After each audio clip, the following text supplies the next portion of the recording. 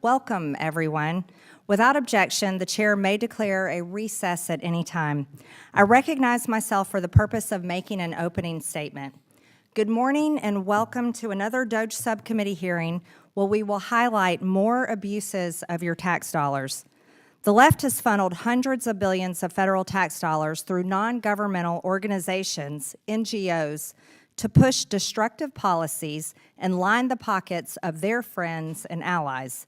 This NGO scheme demonstrates massive waste and abuse of federal resources. Today's hearing will bring transparency for the American people. We will expose the corrupt ties that bind left-wing NGOs, Democrat elected officials, Democrat political appointees, and the deep state bureaucrats who write grants and contracts. Corrupt backdoor deal-making has exploited the taxpayer purse to achieve policy ends opposed by the very Americans forced to fund them.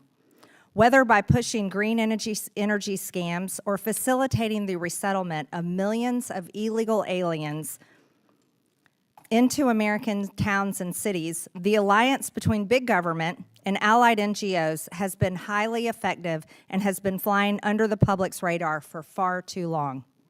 But today, we are going to draw back the curtain. The scheme works in a cycle, as shown here. Democrat administration officials work with leftist NGOs to implement programs in a manner that ensures those NGOs receive massive grants and contracts. The leaders of those recipient groups then turn around and donate to Democrat political campaigns. This intricate web of connections is how elected and appointed Democrat officials and allied NGOs work together. Federal agencies fund the NGOs, and the NGOs shape the agency's behavior. It can be hard to tell where the government ends and the NGO begins. The nonprofits essentially serve as an arm of the government. To put it another way, if the permanent bureaucracy is the de facto fourth branch of the government, then these leftist NGOs are the fifth. Our witnesses today will describe how the left has funneled hundreds of billions of U.S. tax dollars through NGOs, discuss the destructive policies this has enabled, and detail the damage done to our country. So-called green energy NGOs are among the worst offenders. They have used federal dollars to destabilize the U.S. power grid and energy dominance, while raising energy costs on Americans. The Biden EPA steered billions in U.S. tax dollars to leftist climate NGOs via a $20 billion slush fund known as the Greenhouse Gas Reduction Fund, GGRF. Like-minded nonprofits were enlisted to implement President Biden's Green New Deal scam.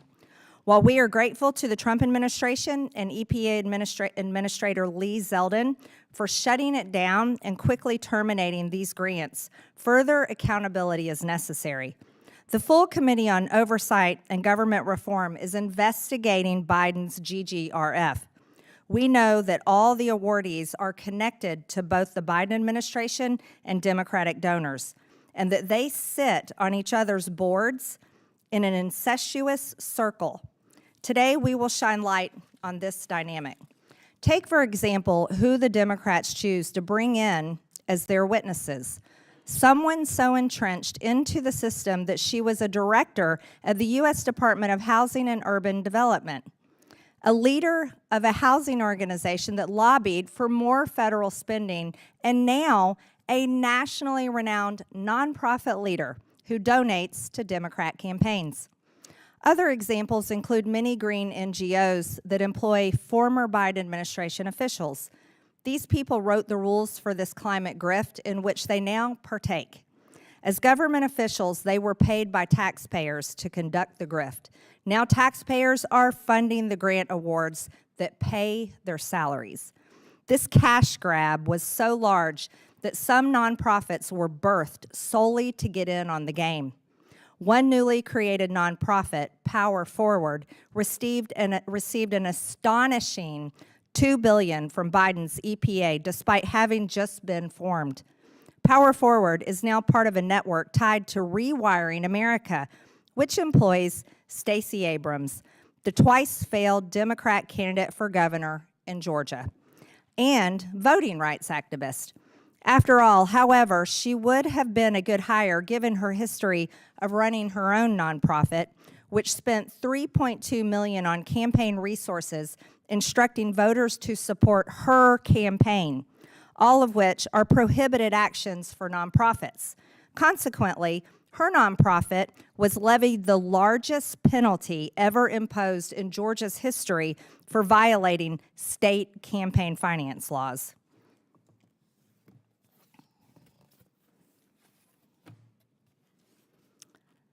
This is the circle of life.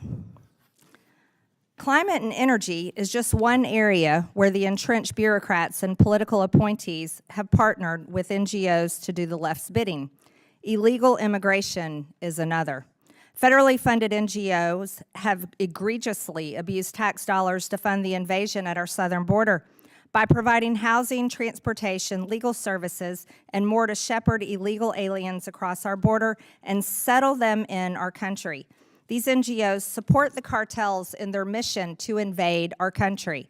Under the guise of assisting migrants, these groups have placed criminal networks, dangerous gangs, and human traffickers into American towns and cities. Think about this. The American people's hard-earned taxpayer dollars have been used to literally import rapists, murderers, and terrorists from around the world straight into our communities. Where were these NGOs when 22-year-old Laken Riley was violently murdered by an illegal? Where were these NGOs when 12-year-old Jocelyn Nungare was brutally raped and murdered by one of these illegals? And where were these NGOs when 20-year-old Kayla Hamilton was raped and strangled to death by an illegal? Where were these NGOs over the weekend when the illegal alien launched Molotov cocktails into a crowd in Boulder, Colorado, intentionally injuring a dozen Americans in an anti-Semitic attack? I'll tell you. They were continuing to receive taxpayer dollars to import more of these illegal alien monsters to commit more heinous crimes against our people. Many Americans are familiar with the more egregious offenders. These include Catholic Charities, which raked in over $2 billion during Biden's 4 years, and the Lutheran Immigration and Refugee Service, which received over $221 million in government grants in fiscal year 2023 alone. But many American taxpayers are still unwittingly funding this sort of illegal activity through the United Nations, which is the conduit for much of the funding NGOs use to resettle in our country. Americans are likely unaware that their tax dollars are funding UN efforts such as the cash and voucher program involving 624,000 illegal aliens crossing the border just last year. This $372 million program provides prepaid debit cards and cash in envelopes to illegal aliens to facilitate their movement to and through the U.S. border. The American taxpayer is funding groups that start the migration, the groups that show people how to cross the border by evading U.S. immigration laws, these groups that have been bused and flown illegal aliens, many of them dangerous, into America. Whether exploiting taxpayers to push illegal immigration or fake environmental justice, the left's NGO scheme seeks to destroy our country and fundamentally alter the American way of life. This ongoing waste and abuse of taxpayer resources must end. The Trump administration is turning the tide, and today's hearing is intended to expedite the effort to drain these slush funds dry.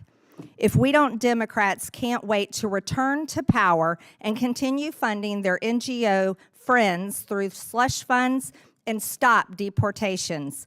Keep these illegal alien criminals in our country, and of course, fund the Green New Deal scam again. And with that, I yield to the ranking member Stansbury for her opening statement.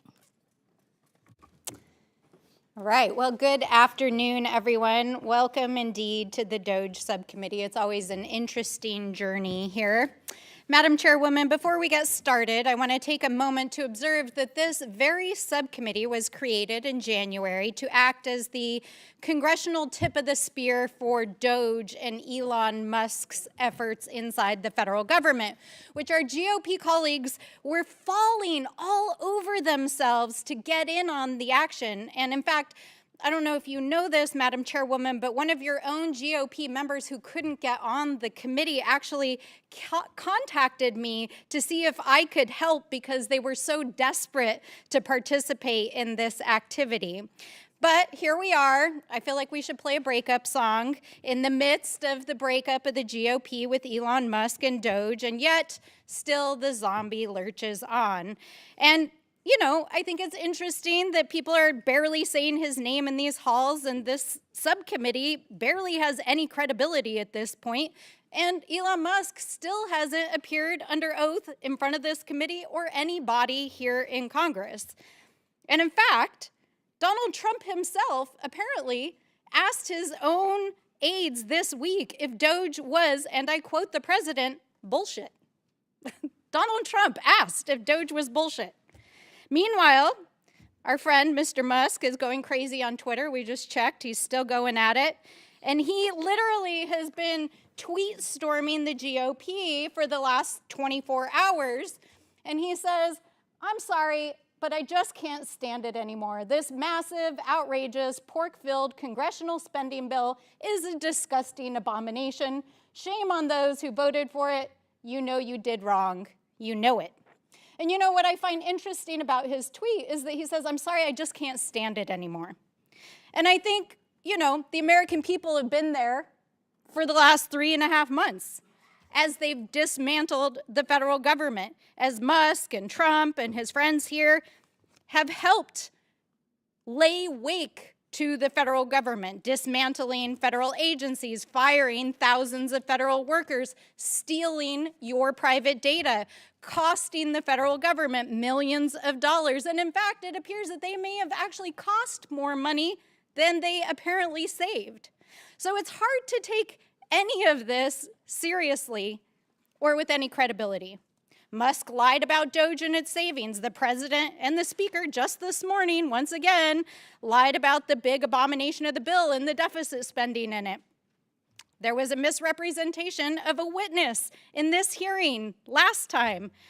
There was lies about the budget, reconciliation, and yes, the DOGE package, which was transmitted to Congress yesterday. And I don't think I even need to comment on the wild journey of baseless conspiracy theories that we just heard.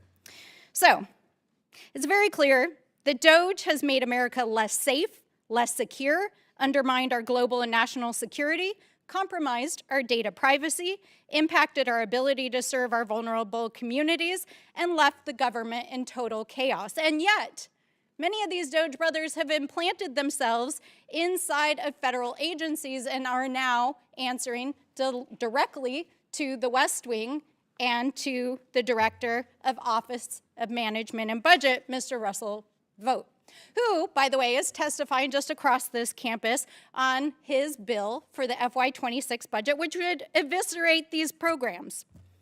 So I want to say, first, they came for our federal agencies, then they came for our judges and law firms and the rule of law, then they came for the free press and your freedom of speech, then they came for higher education and our children, then they came for congressional offices, and now, here they are, coming for civil society and nonprofit organizations.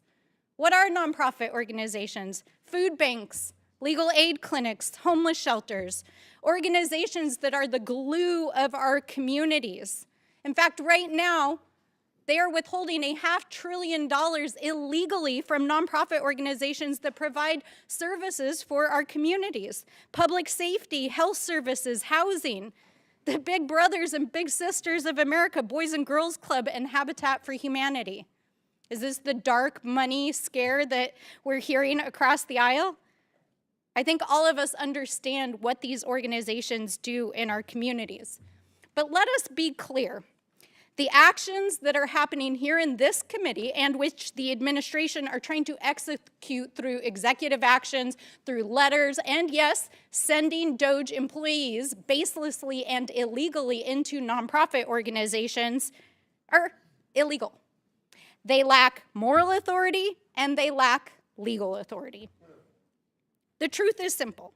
Neither the president nor any other executive branch official has the power to unilaterally revoke an organization's tax-exempt status or to use these authoritarian tactics to try to intimidate our nonprofit and civil society organizations.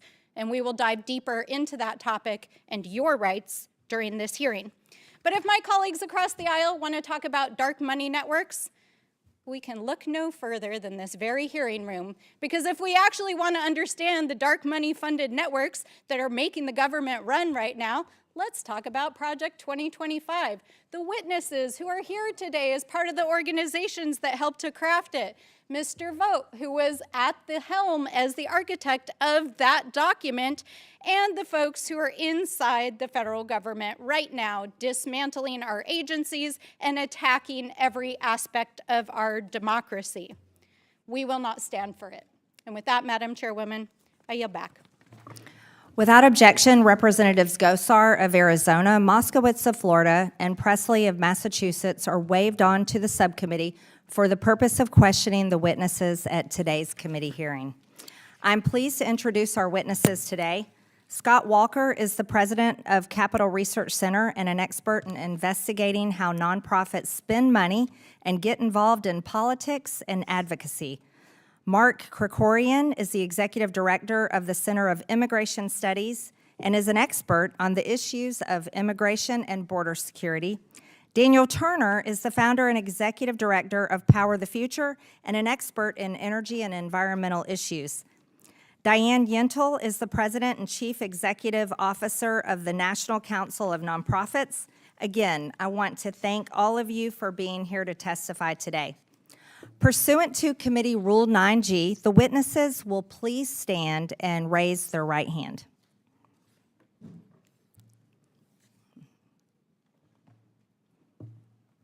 Do you solemnly swear or affirm that the testimony you are about to give is the truth, the whole truth, and nothing but the truth, so help you God? Let the record show that the witnesses answered in the affirmative. Thank you. You may take a seat. We appreciate you being here today and look forward to your testimony. Let me remind the witnesses that we have read your written statements and they will appear in full in the hearing record. Please limit your oral statement to 5 minutes. As a reminder, please press the button on the microphone in front of you so that it is on and the members can hear you. When you begin to speak, the light in front of you will turn green. After 4 minutes, the light will turn yellow. When the red light comes on, your 5 minutes has expired, and we would ask that you please wrap it up quickly. I now recognize Mr. Walter for his opening statement. Thank you. Chairwoman Green, Ranking Member Stansbury, distinguished members of the subcommittee, thank you for the honor of testifying. I'm president of the Capital Research Center, where we study nonprofits every day. Americans are proud of our nonprofit sector, which has long led the world because they love real charities that actually help people here and abroad. They don't think of the nonprofit sector as the plaything of billionaires and politicians. Yet, all too often, that is the reality of our non-governmental organizations, or NGOs. Far too many NGOs are really BGOs, basically government organizations, for 2 reasons. First, they get most of their money from government, not citizens. Second, they serve the big government political agenda that fights to centralize power in Washington for the benefit of the left's preferred political party. From countless egregious examples, consider the Solidarity Center. This nonprofit child of the country's largest union federation, the AFL-CIO, is chaired by the AFL-CIO's president. Solidarity Center doesn't just boost unions, it also champions DEI and climate justice. It's suing the current administration because DOGE recommended its federal gravy train end. It received over $86 million from the federal government since 2008. 61 of that 86 million was given under President Biden, doubtless encouraged by the 3 Solidarity employees who went into the Labor Department. Solidarity receives 99% of its revenue from American taxpayers. It serves the AFL-CIO, which gave 86% of its 2024 political donations to Democrats. Today's Democratic witness, Diane Yentl, is yet another powerful example of nonprofits serving big government. One of her typical tweets attacked DOGE and defended the Vera Institute of Justice, which in 2023 received 79% of its revenues from government. It's a hard-left, Soros-backed group whose priorities oppose the views of Americans' Democratic majority by advocating soft-on-crime policies and defending illegal aliens. Its biggest vendor in its last IRS filing was Blue State Digital, which began life as Barack Obama's digital campaign team and now serves the entire left. Ms. Yentl was hired by Obama at HUD, and President Biden considered her for a cabinet post. Her previous job was leading the National Low-Income Housing Coalition, an NGO that advocates for ever more federal spending by HUD and uses identity politics to justify its agenda. In her current job, leading the National Council of Nonprofits, Ms. Yentl quickly sued the Trump administration over budget cuts. What lawyers did she turn to? The Democracy Forward Foundation, whose board includes President Biden's notorious chief of staff, Ron Klain, and is chaired by Mark Elias, the Democratic super lawyer.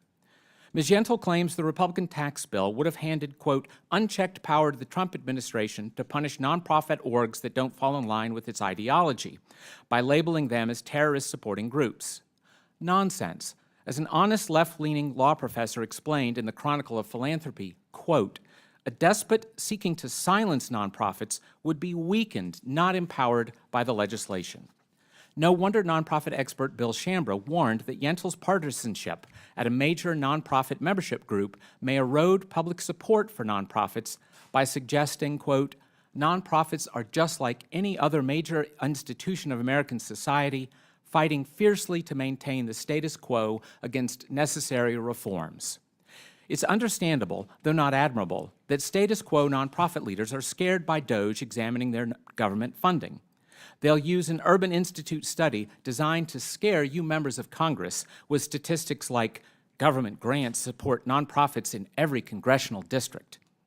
No one explains why it's wonderful that so many nonprofits are as dependent on government cash as a meth addict is on methamphetamine.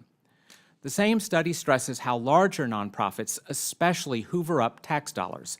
But while big nonprofits are often less effective at helping people compared to smaller neighborhood groups, they certainly are more powerful at lobbying government in the service of bigger government and the left. They're also great at suing government. This politicized pseudo-charity aimed at bloating government and seizing political power goes back decades, as when the Obama administration took money from Catholic charities and gave it to Planned Parenthood.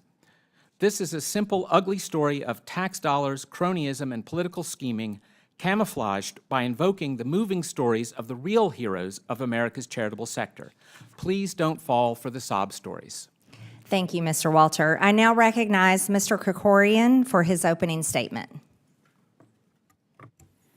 Thank you. During the 4 years of the Biden administration, the United States devoted significant taxpayer funds to facilitating illegal immigration. There's been much reporting about the role of NGOs in this process after the illegal immigrants crossed into the United States. But what the center has examined is what happened before the migrants got to the Rio Grande. In other words, how NGOs and UN agencies were paid by U.S. taxpayers to facilitate the illegal movement of migrants through South and Central America and Mexico. We've documented a large UN NGO support network from field reporting and annual reports from this group called the Regional Refugee and Migrant Response Plan. This network consisted of way stations all along Latin American illegal migration routes that made it possible for millions of foreign nationals from as many as 180 countries to illegally get to the U.S. border, in part funded by U.S. taxpayers. Some of these funds were provided directly to NGOs by the State Department's Bureau of Population, Refugees, and Migration, or USAID. Other funding was sent indirectly through our funding of UN agencies, which then in turn funded NGOs. This often was described as merely humanitarian assistance to people who would travel anyway. But in reality, this amounted to a coordinated, well-funded assistance designed to undermine U.S. immigration laws. Starting in South America and Central America, NGOs handed out millions of dollars worth of supplies designed to assist recipients in their plans to illegally breach the borders, not just of the United States, but of half a dozen countries along the way. Just a couple of examples. In Colombia, in northwestern Colombia, the center found NGOs working in coordination with a paramilitary drug smuggling group called Clan del Golfo, also known as the Gaitanistas, which controlled the smuggling routes in those areas. To get an idea of how this worked, there's a town in northwest Colombia called Necoclí, which is a major staging area for migrants trying to cross the Gulf of Urabá to get to the jumping off point for trips through the Darien Gap. Well, our researcher went to Necoclí and found what amounted to kind of a swap meet or farmer's market of NGO groups with booths of UN and NGO organizations there to provide assistance. Just a couple of examples, the Florida-based NGO Cadena was set up in a booth next to the Silver Spring-based Adventist Development and Relief Agency, and there were many other US-based and overseas-based groups there. And they provided a variety of services, assistance on how to make it through the Darien Gap, food, dry socks, backpacks, etc. When they crossed that Gulf of Urabá, they're still in Colombia, and they get to the village of Akandi, which is where you jump off to go to the Darien Gap. And there, the NGO UN group, the camp, was in a camp where the security for the camp was provided by this drug smuggling gang. In other words, and it's not clear to us, we don't have evidence of this, but it seems likely to me that NGOs and the UN paid for the security by paying this drug smuggling gang for security for this jumping off point. After they pass through Central America, they get to southern Mexico, cross from Guatemala into southern Mexico, and there, Tapachula is the town that is the first place you get to. And what we found there was a large, kind of a one-stop shop illegal immigration mall where the UN agencies and the NGOs were supposed to be housing them. This was under construction when we went last fall. And it was only one of many similar camps. There's several in northern Mexico as well. Especially curious in Tapachula was an NGO funded by the UN, which means funded by the US, which provided repressed memory therapy for illegal immigrants who had been rejected for asylum by Mexico, which they do in order to be able to make it through Mexico without hassles. They had been rejected. They went to the repressed memory therapy and got a certificate that they had forgotten about the persecution they had suffered, and now they remembered it, and so they went to their appeal and they got their asylum status. So throughout Latin America, these networks funded in part by US taxpayers have made this flow of illegal immigrants possible. And yet oversight has remained absent, and Congress has not cracked down and insisted that recipients of funding not engage in promoting illegal immigration. Thank you, Mr. Krikorian. I now recognize Mr. Turner for his opening statement. Madam Chairman Green, Ranking Member Stansberry, good afternoon, and thank you for the opportunity to appear before the committee today. Three words often heard in tandem with DOGE are waste, fraud, and abuse, and I hope my testimony can shed light on the third word, abuse. I started my organization, Power the Future, to advocate for energy workers in rural America, and it has come to light that on the other side of that fight, the climate movement received billions from taxpayers, and that is the abuse I wish to highlight. The 2022 Inflation Reduction Act set aside hundreds of billions of dollars for the green agenda. The Environmental Protection Agency received tens of billions. As reported by the Washington Free Beacon, a staffer from an environmental group called the Coalition for Green Capital named Jahai Weiss joined the Biden EPA to direct $27 billion in green funding. For context, $27 billion is larger than the budgets of the Departments of Treasury, Interior, and Commerce. Yet Mr. Jahai went through no confirmation process, and his decision to direct tens of billions to organizations of his choosing had no congressional oversight. And conveniently, under his tenure in this new EPA role, $5 billion was granted to his former organization, the Coalition for Green Capital.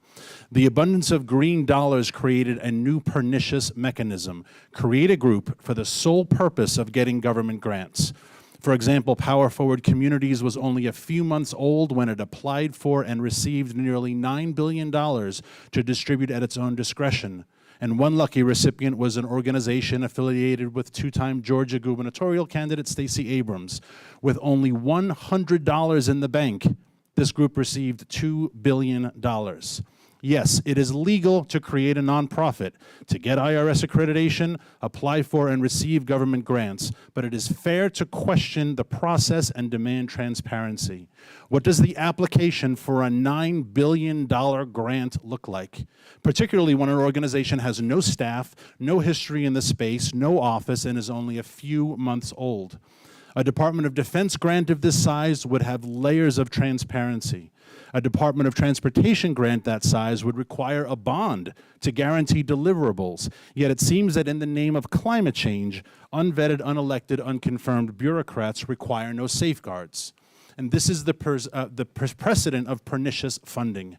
Any future president can announce a slush fund, appoint loyalists to dole it out, and anyone can create a group to get government billions if they know the right people, bypassing that pesky thing called Congress. In his recent Senate hearing, Secretary of State Rubio said, DOGE uncovered, for every dollar spent at USAID, only 12 cents was actually received in aid. The rest was spent on overhead, high salaries, dinners, events, travel, raising awareness. You can call it overhead, a better term is grift.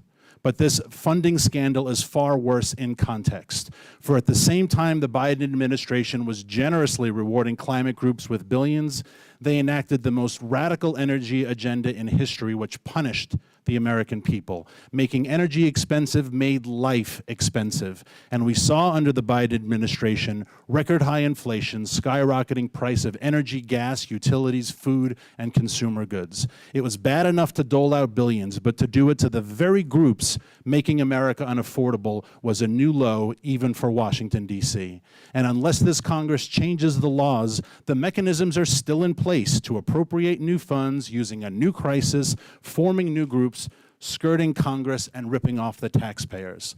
Last week, my organization sent letters to this committee and Attorney General Bondi calling for an investigation into the Biden administration use of AutoPen on green executive orders, asking if Biden himself directed them or if the staff took leniencies. A very severe accusation, but made even more plausible in the light of this hearing: abuse. Abuse of the purse, abuse of the pen, also that climate groups and their political allies could benefit. This is the very worst of Washington, and why the American people have such little trust in government. For our nation to survive, Congress must restore trust in government, end the slush fund abuse, stop the grift, and it is my sincere hope that my appearance here today can help begin the process. Thank you, and I look forward to your questions. Thank you, Mr. Turner. I now recognize Ms. Yentl for her opening statement. Chairwoman Green, Ranking Member Stansberry, and members of the subcommittee, thank you for the opportunity to share how America's charitable nonprofits serve communities across the country. From small towns to big cities, in every congressional district and state, nonprofits feed, heal, shelter, and nurture people of all walks of life and every political persuasion. From hospitals to libraries, churches to food banks, from veterans to school children, artists to researchers, charitable nonprofits touch and benefit all Americans, all our lives. Nonprofits are local, accountable, transparent, and are nonpartisan by law and in practice. The vast majority of nonprofits are small to mid-sized. 92% have budgets of less than $1 million. Nonprofits step in to fill gaps not met by government or other entities alone. They show up in times of crisis, providing disaster relief, hotlines, and safety from danger, and they meet everyday needs in local communities, from providing childcare and elder care, job training, or essential food and shelter. Simply put, the work of charitable nonprofits improves lives and strengthens communities and the country.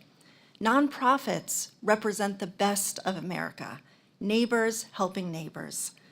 Despite this essential work, nonprofits are at risk and under attack by this administration and by some in Congress.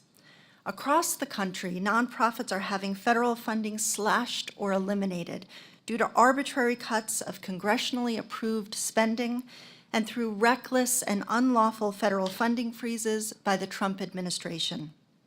These actions are causing real harm. Food banks across the country, already struggling with high levels of need, are serving fewer meals due to spending cuts. Nonprofit health clinics have closed, leaving neighbors without access to potentially life-saving care. Nonprofits focused on preventing violence and crime have seen their budgets disappear, putting a stop to critical work.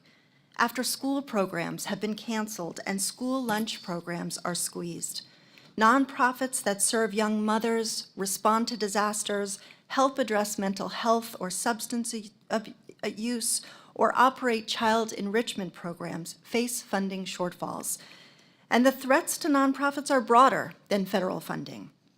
Senior members of this administration and some witnesses here today give egregious mischaracterizations of the work of nonprofits, even using dangerous rhetoric to vilify nonprofits. There are repeated threats against nonprofits that hold views that don't align with this administration, from statements calling for the illegal, unilateral revoking of their tax-exempt status, to attempted takeovers, audits, and even threats of civil or criminal investigations by the federal government, not for any wrongdoing, but for doing work at odds with the administration's ideology. The administration's targeting of organizations and institutions with which it disagrees is a fundamentally un-American action and something that should concern us all. These actions aren't about government efficiency or about reform. They are attempted censorship disguised as accountability. This is weaponization of the federal government to chill dissent, and it is wrong, whatever party is in control. In a functioning and healthy democracy, nonprofits must be free to identify and meet local needs without political interference, fear of retribution, or facing punishment for holding a different point of view from those in political power. Nonprofits are the backbone of our country, providing critical support to communities and saving lives. Defending and supporting their essential work shouldn't divide us along political lines. It should unite us as Americans. Thank you for the opportunity, and I look forward to your questions. I now recognize myself for 5 minutes of questioning. The American people definitely support nonprofits, but what they don't support is corruption, waste, fraud, and abuse. In 2024, right as the Biden administration was leaving office, the Democrats finalized the awards that amounted to $20 billion under its greenhouse gas reduction slush fund to launder government funding to 8 politically aligned nonprofits, several of which were newly created solely to join in on the massive grift. One of these awardees is Power Forward. Mr. Turner, you've spent a lot of time diving into leftist green NGOs. Was the NGO Power Forward just created a couple of years ago, yes or no? Yes. In fiscal year 2023, did Power Forward report only $100 in revenue on their 990 financial disclosure form? Yes. Was Power Forward slated to receive $2 billion in federal funding? Yes, that's 20 million times revenue. Is it commonplace for completely new nonprofits with zero track record to receive a multi-billion-dollar grant from the federal government? There is no private entity that would give an organization 20 million times revenue after a few months of creation. Only government is stupid enough to do that. That's right. There's no business in America could get that loan from a bank. Is Rewiring America part of the same NGO coalition as Power Forward? Part of the same coalition, yes. Did Rewiring America hire Stacey Abrams? She's affiliated with the organization. It's unclear in what capacity, but yes. Is she an energy expert? No. So it's pretty eye-opening that a brand new politically connected group got such a massive federal grant. Rewiring America hired Stacey Abrams, as far as we know, a twice-failed candidate for Georgia governor and well-known Democrat activist, even though she has little to no knowledge of energy policy. But the leader of Power Forward praised Abrams for playing a pivotal role in securing these billions. Notably, Abrams' PAC spent over $126 million on Democrat campaigns over the last 5 years. This recirculation of taxpayer funds literally is the Democrat circle of life. Mr. Krikorian, we witnessed the worst border immigration catastrophe under the Biden administration.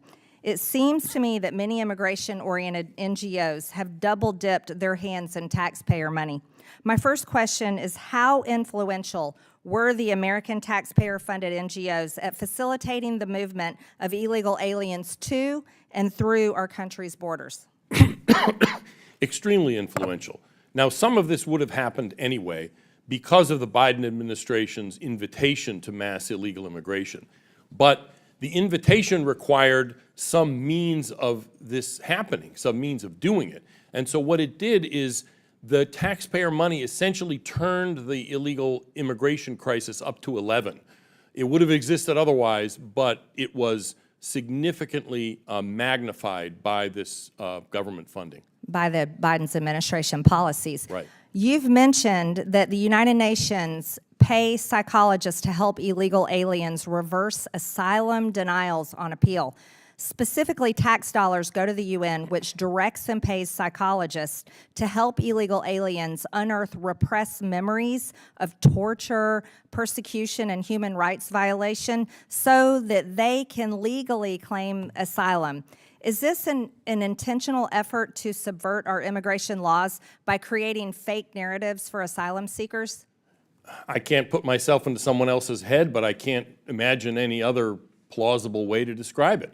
And initially, just to be clear, they use this to get Mexican asylum, which they use as a kind of trampoline to get to the United States, and then present those repressed memory documents as part of their evidence when they are in removal proceedings as part of their asylum claims. And do they provide legal help to apply for asylum claims?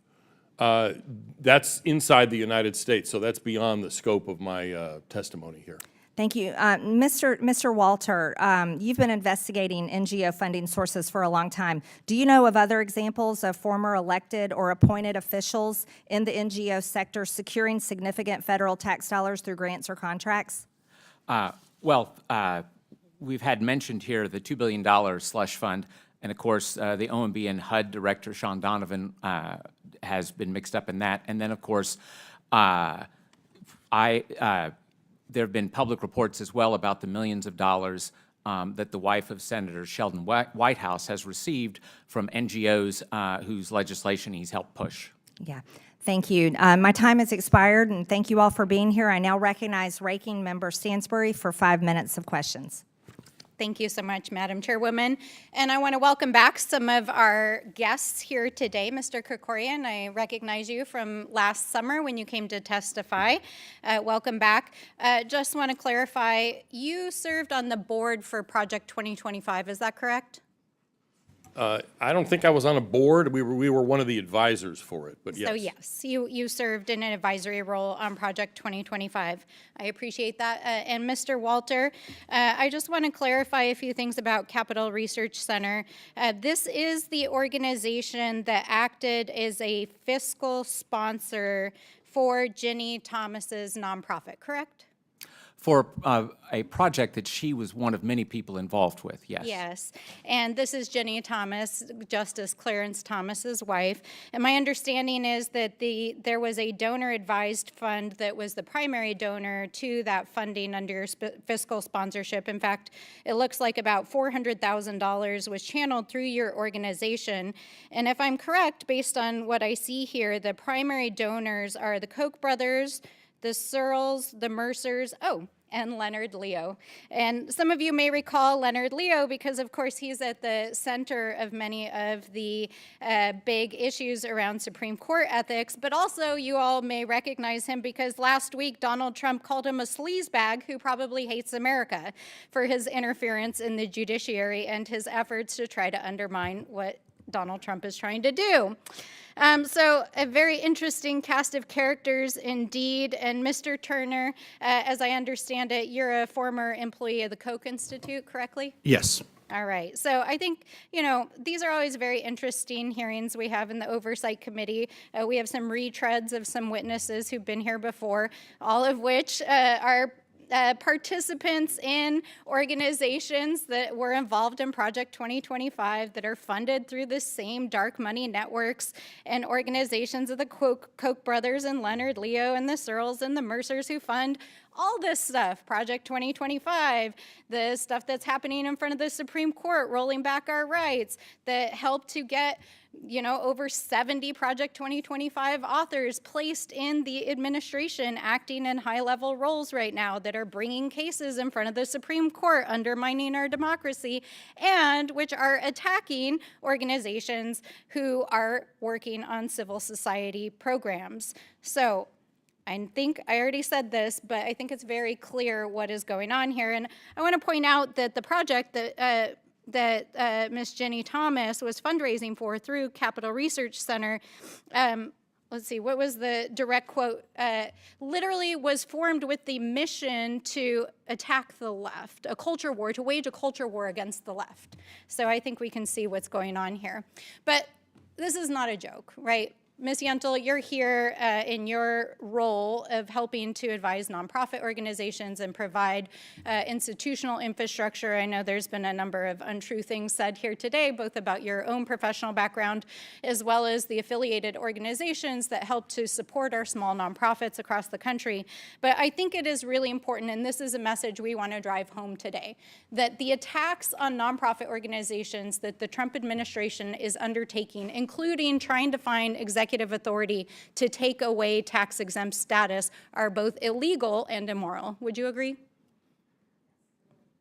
Excuse me. Thank you for the question. Yes, it is illegal for the president or any member of the executive office to direct the IRS to make any changes to the tax status of an individual or an organization. And in fact, the law makes clear that if the president threatens to revoke tax-exempt status from an individual organization, they can be convicted up to 5 years in prison.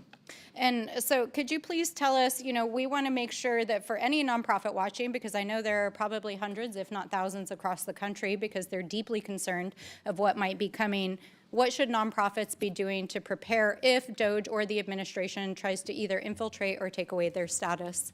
Well, nonprofits should know that that's illegal, and they do. That's part of what we've been working to educate nonprofits. But mostly what nonprofits should continue to do is the incredibly important, vital work that they do in communities, and to try not to be distracted by threats and unlawful actions by the president.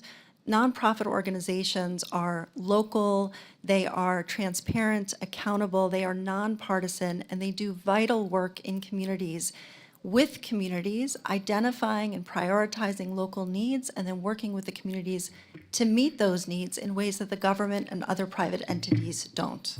The gentlelady's time has expired. I now recognize the Chairman of Oversight, Mr. Comer from Kentucky. Thank you, Madam Chair.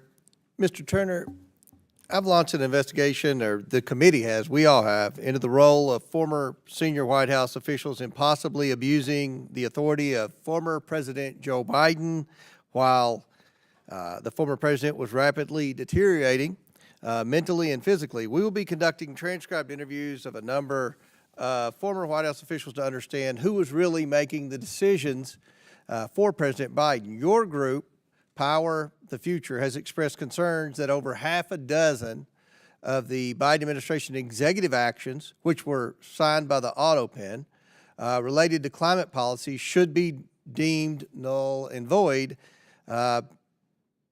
again, due to the fact that they were signed by the auto pen without any public comment from President Biden confirming his knowledge of them. Now, why is it important that the American people know the truth about whether President Biden knowingly signed these orders, making significant and drastic shifts in our energy policy? Thank you for the question, sir. We're looking at this from the sense of deceit of the American people. This is impersonation of the president. Staffers, of course, have a lot of leniency in what they do working on behalf of the president, but these executive orders that we identified, there's no evidence of Joe Biden in first person, in his voice as president, talking about them. And I see some Pennsylvanians on the panel. When you ban the export of liquid natural gas and you never get asked about it in person, one has to wonder if Joe Biden did it or if a staffer did it on his behalf. Now, you specifically expressed concern that President Biden was not aware of that specific action to implement the executive order pausing liquefied natural gas permits. Now, why are you specifically concerned the president was unaware of that specific order? Well, there's an anecdote from earlier this year where Speaker of the House Johnson mentioned he was in conversation with President Biden and brought it up. And the president said, I don't know what you're talking about. At the time, that was understood as, wow, maybe the president's a little worse off than we realized. But maybe two things can be true. Maybe he really didn't know what Speaker Johnson was talking about. Maybe he had no idea he passed this executive order. And if the president has never asked about it and he hides from the press and there's no opportunity for him to get asked in public about it, how do we know he actually did it? And these are serious executive orders. This is not... It is bizarre. You know, when President Trump signed his executive orders, we saw him sign the executive orders. He had a big event. He was, they were talking about the executive orders. They said, this is what this specific executive order is. We never saw any of that. No, and lives were destroyed, sir. And when you ban the export of liquid natural gas, there are hundreds of thousands of men and women who work in the natural gas industry. Lives were destroyed. People went bankrupt because of that. And we have no evidence that Joe Biden himself actually We haven't found any evidence either that, and ironically, unlike some of the investigations we've done in the past with respect to the former president, not many of the colleagues on the other side of the aisle are disputing many of the things that have come out in the Tapper book, the things that have come out with statements like what former Transportation Secretary Buttigieg and others have said that they were shielded from the president. So we look forward to having these staffers come in. Our committee will be conducting transcribed interviews, possibly depositions, depending on how quickly they come in, and hopefully we'll get the truth to the American people. I want to switch gears and talk about the NGOs. The full committee has another investigation into the green energy scam. I don't know how else to put it, known as the Greenhouse Gas Reduction Fund, and the NGOs that receive significant amounts of money through it. Can you tell us a little bit about this and the NGOs and the left? Obviously, they advocate for initiatives as an excuse to spend billions in local communities, but enrich themselves too. Who else benefits from these handouts? You know, every Democrat, I know Ms. Stansbury loves government programs. They love to spend money and create bureaucracies, but who really benefits from programs like this specific scam that I talked about? The operatives aligned to these organizations, consultancy groups, PR firms, lawyers, and it's all just an enormous cabal. That They sounds hire like a each base other. for one of the two political parties. 100%. Yeah. Well, thank you very much. We look forward to this committee working to get the truth to the American people and try to get spending under control. And we're going to see if these executive orders were really authorized by the president or if this was being done unilaterally by some unnamed bureaucrats. Madam Chair, thank you for this subcommittee hearing. I yield back. Thank you. The gentleman yields, and I now recognize Ms. Norton from Washington, D.C. Thank you, Madam Chair. Today's hearing is yet another attempt to rationalize the repeated attempts by the Trump administration to destroy the ability of the federal government to address the needs of the American people, spending months denigrating federal employees and gutting the civil services, not enough for the administration. The president is also attacking universities, law firms, nonprofit groups, and charities in a desperate attempt to control civil society, silence dissent, and seize absolute power. Ms. Yentl, we have heard committee Republicans and their witnesses attempt to villainize DGOs today because they do not want to say what they are really attacking, charitable nonprofits. What are nonprofit organizations and what kinds of work do they do in local communities? Thank you for the question, Congresswoman. Nonprofit organizations are local, transparent, accountable. They are predominantly small or mid-sized. About 92% of nonprofit organizations have budgets of less than $1 million. So they are experts at stretching every dollar for the biggest impact in communities. And they are predominantly in local communities, working with communities to identify and prioritize needs, and then working to meet those needs with the communities. Nonprofits step in to fill gaps that are left by, that the federal government and private entities on their own can't meet. So often they partner with government to do the work that they're doing, and they show up in times of crisis. They provide vital disaster relief assistance.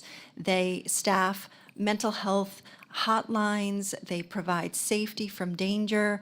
They also show up in communities to meet our everyday needs, from childcare to elder care, from libraries to food banks to providing essential shelter. So nonprofits really meet the needs of all Americans throughout our lives, and virtually all of us are touched by and benefit from a nonprofit in our local community. Ms. Yentl, are nonprofits partisan organizations, as the majority has tried to claim today?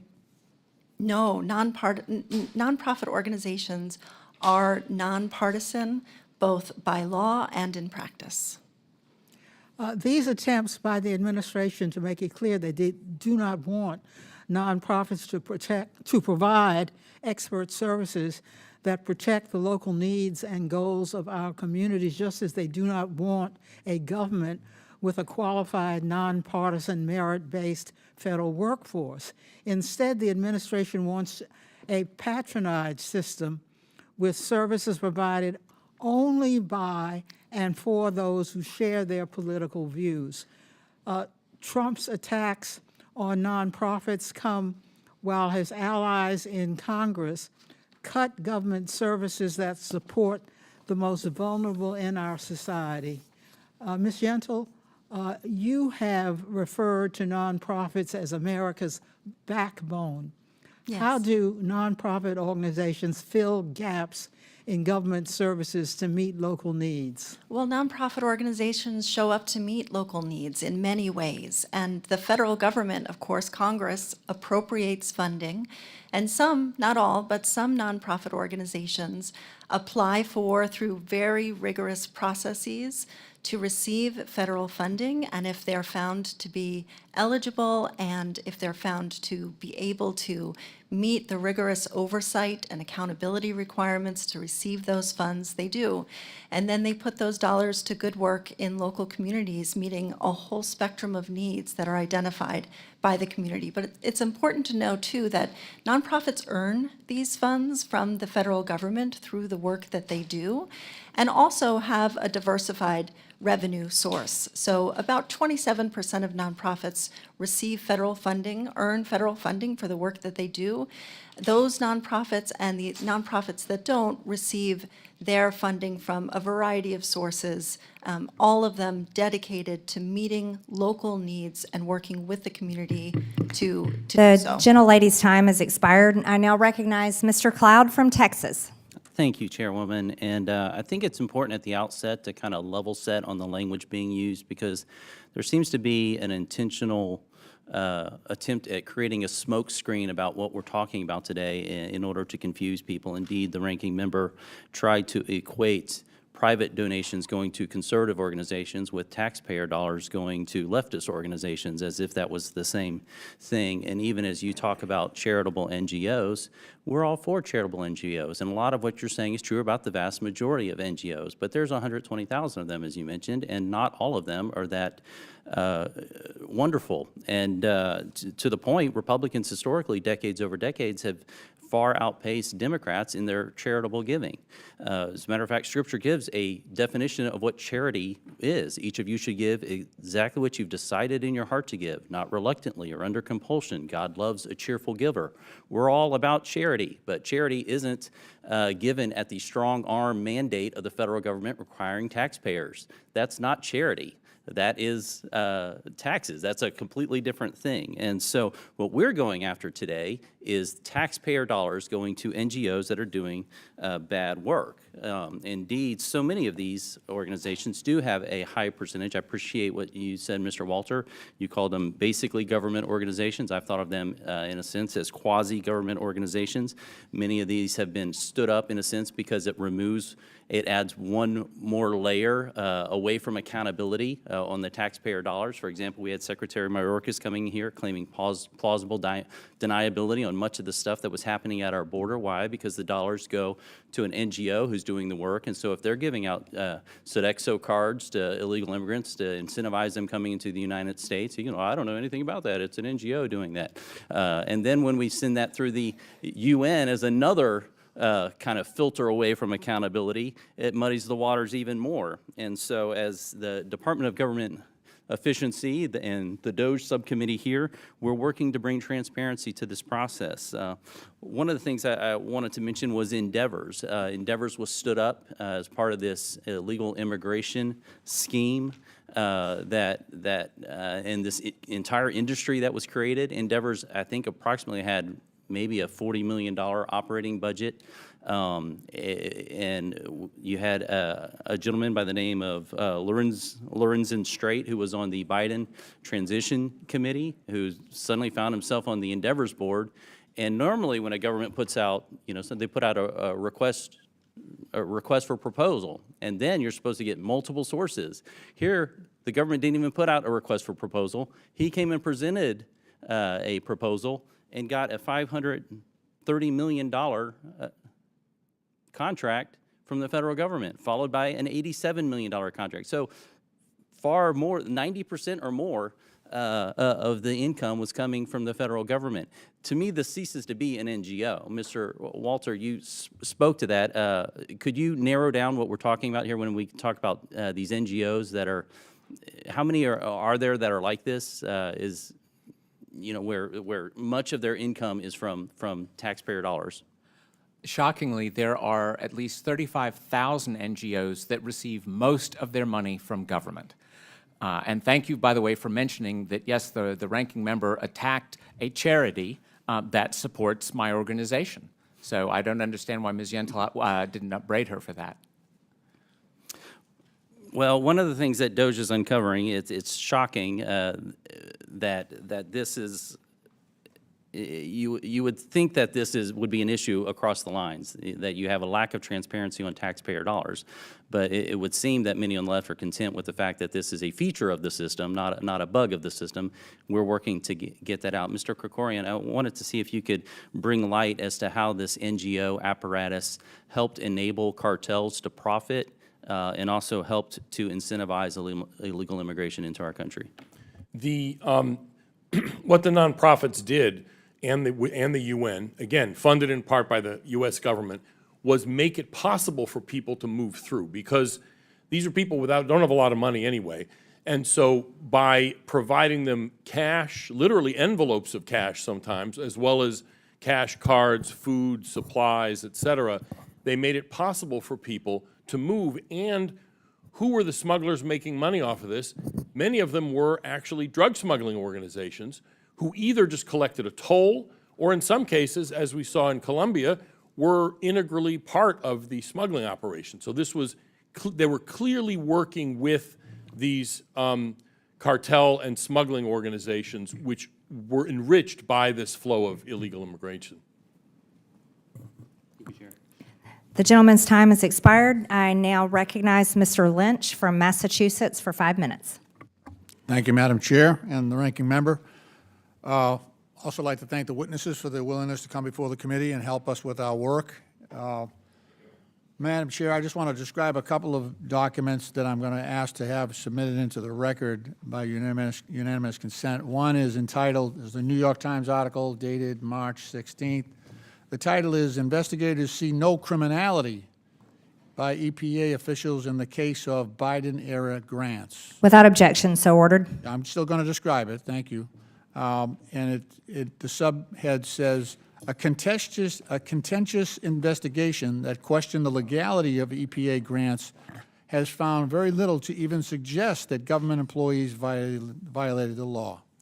The second is a Washington Post article entitled, "Trump's False Claims that Stacey Abrams headed a group that got $1.9 billion." Without objection, so ordered. Thank you so much, Madam Chair. And I'll sum up by saying that allegation got 4 Pinocchios. All right. So, Ms. Yentl, President Trump, Elon Musk, and DOGE have decimated essential services, lifeline programs, and services that millions of Americans rely on for food, for affordable housing, and for health care. Just yesterday, Ranking Member Rosa DeLauro of Connecticut of the House Appropriations Committee reported detailed information indicating that Trump administration is freezing at least $425 billion in federal funding that Congress had already approved for communities in Democratic and Republican districts nationwide, for critical services and programs that serve all Americans. Some of the funding that has been frozen or terminated by the Trump administration includes $3.8 billion frozen for justice programs, including grants that support community policing, COPS programs, victim services, including the Violence Against Women programs that operate nationally. Also, $770 million terminated for NIH grants that support Alzheimer's, cancer, diabetes, and women's health research. He also terminated $1 billion for states to support substance abuse treatment and mental health services.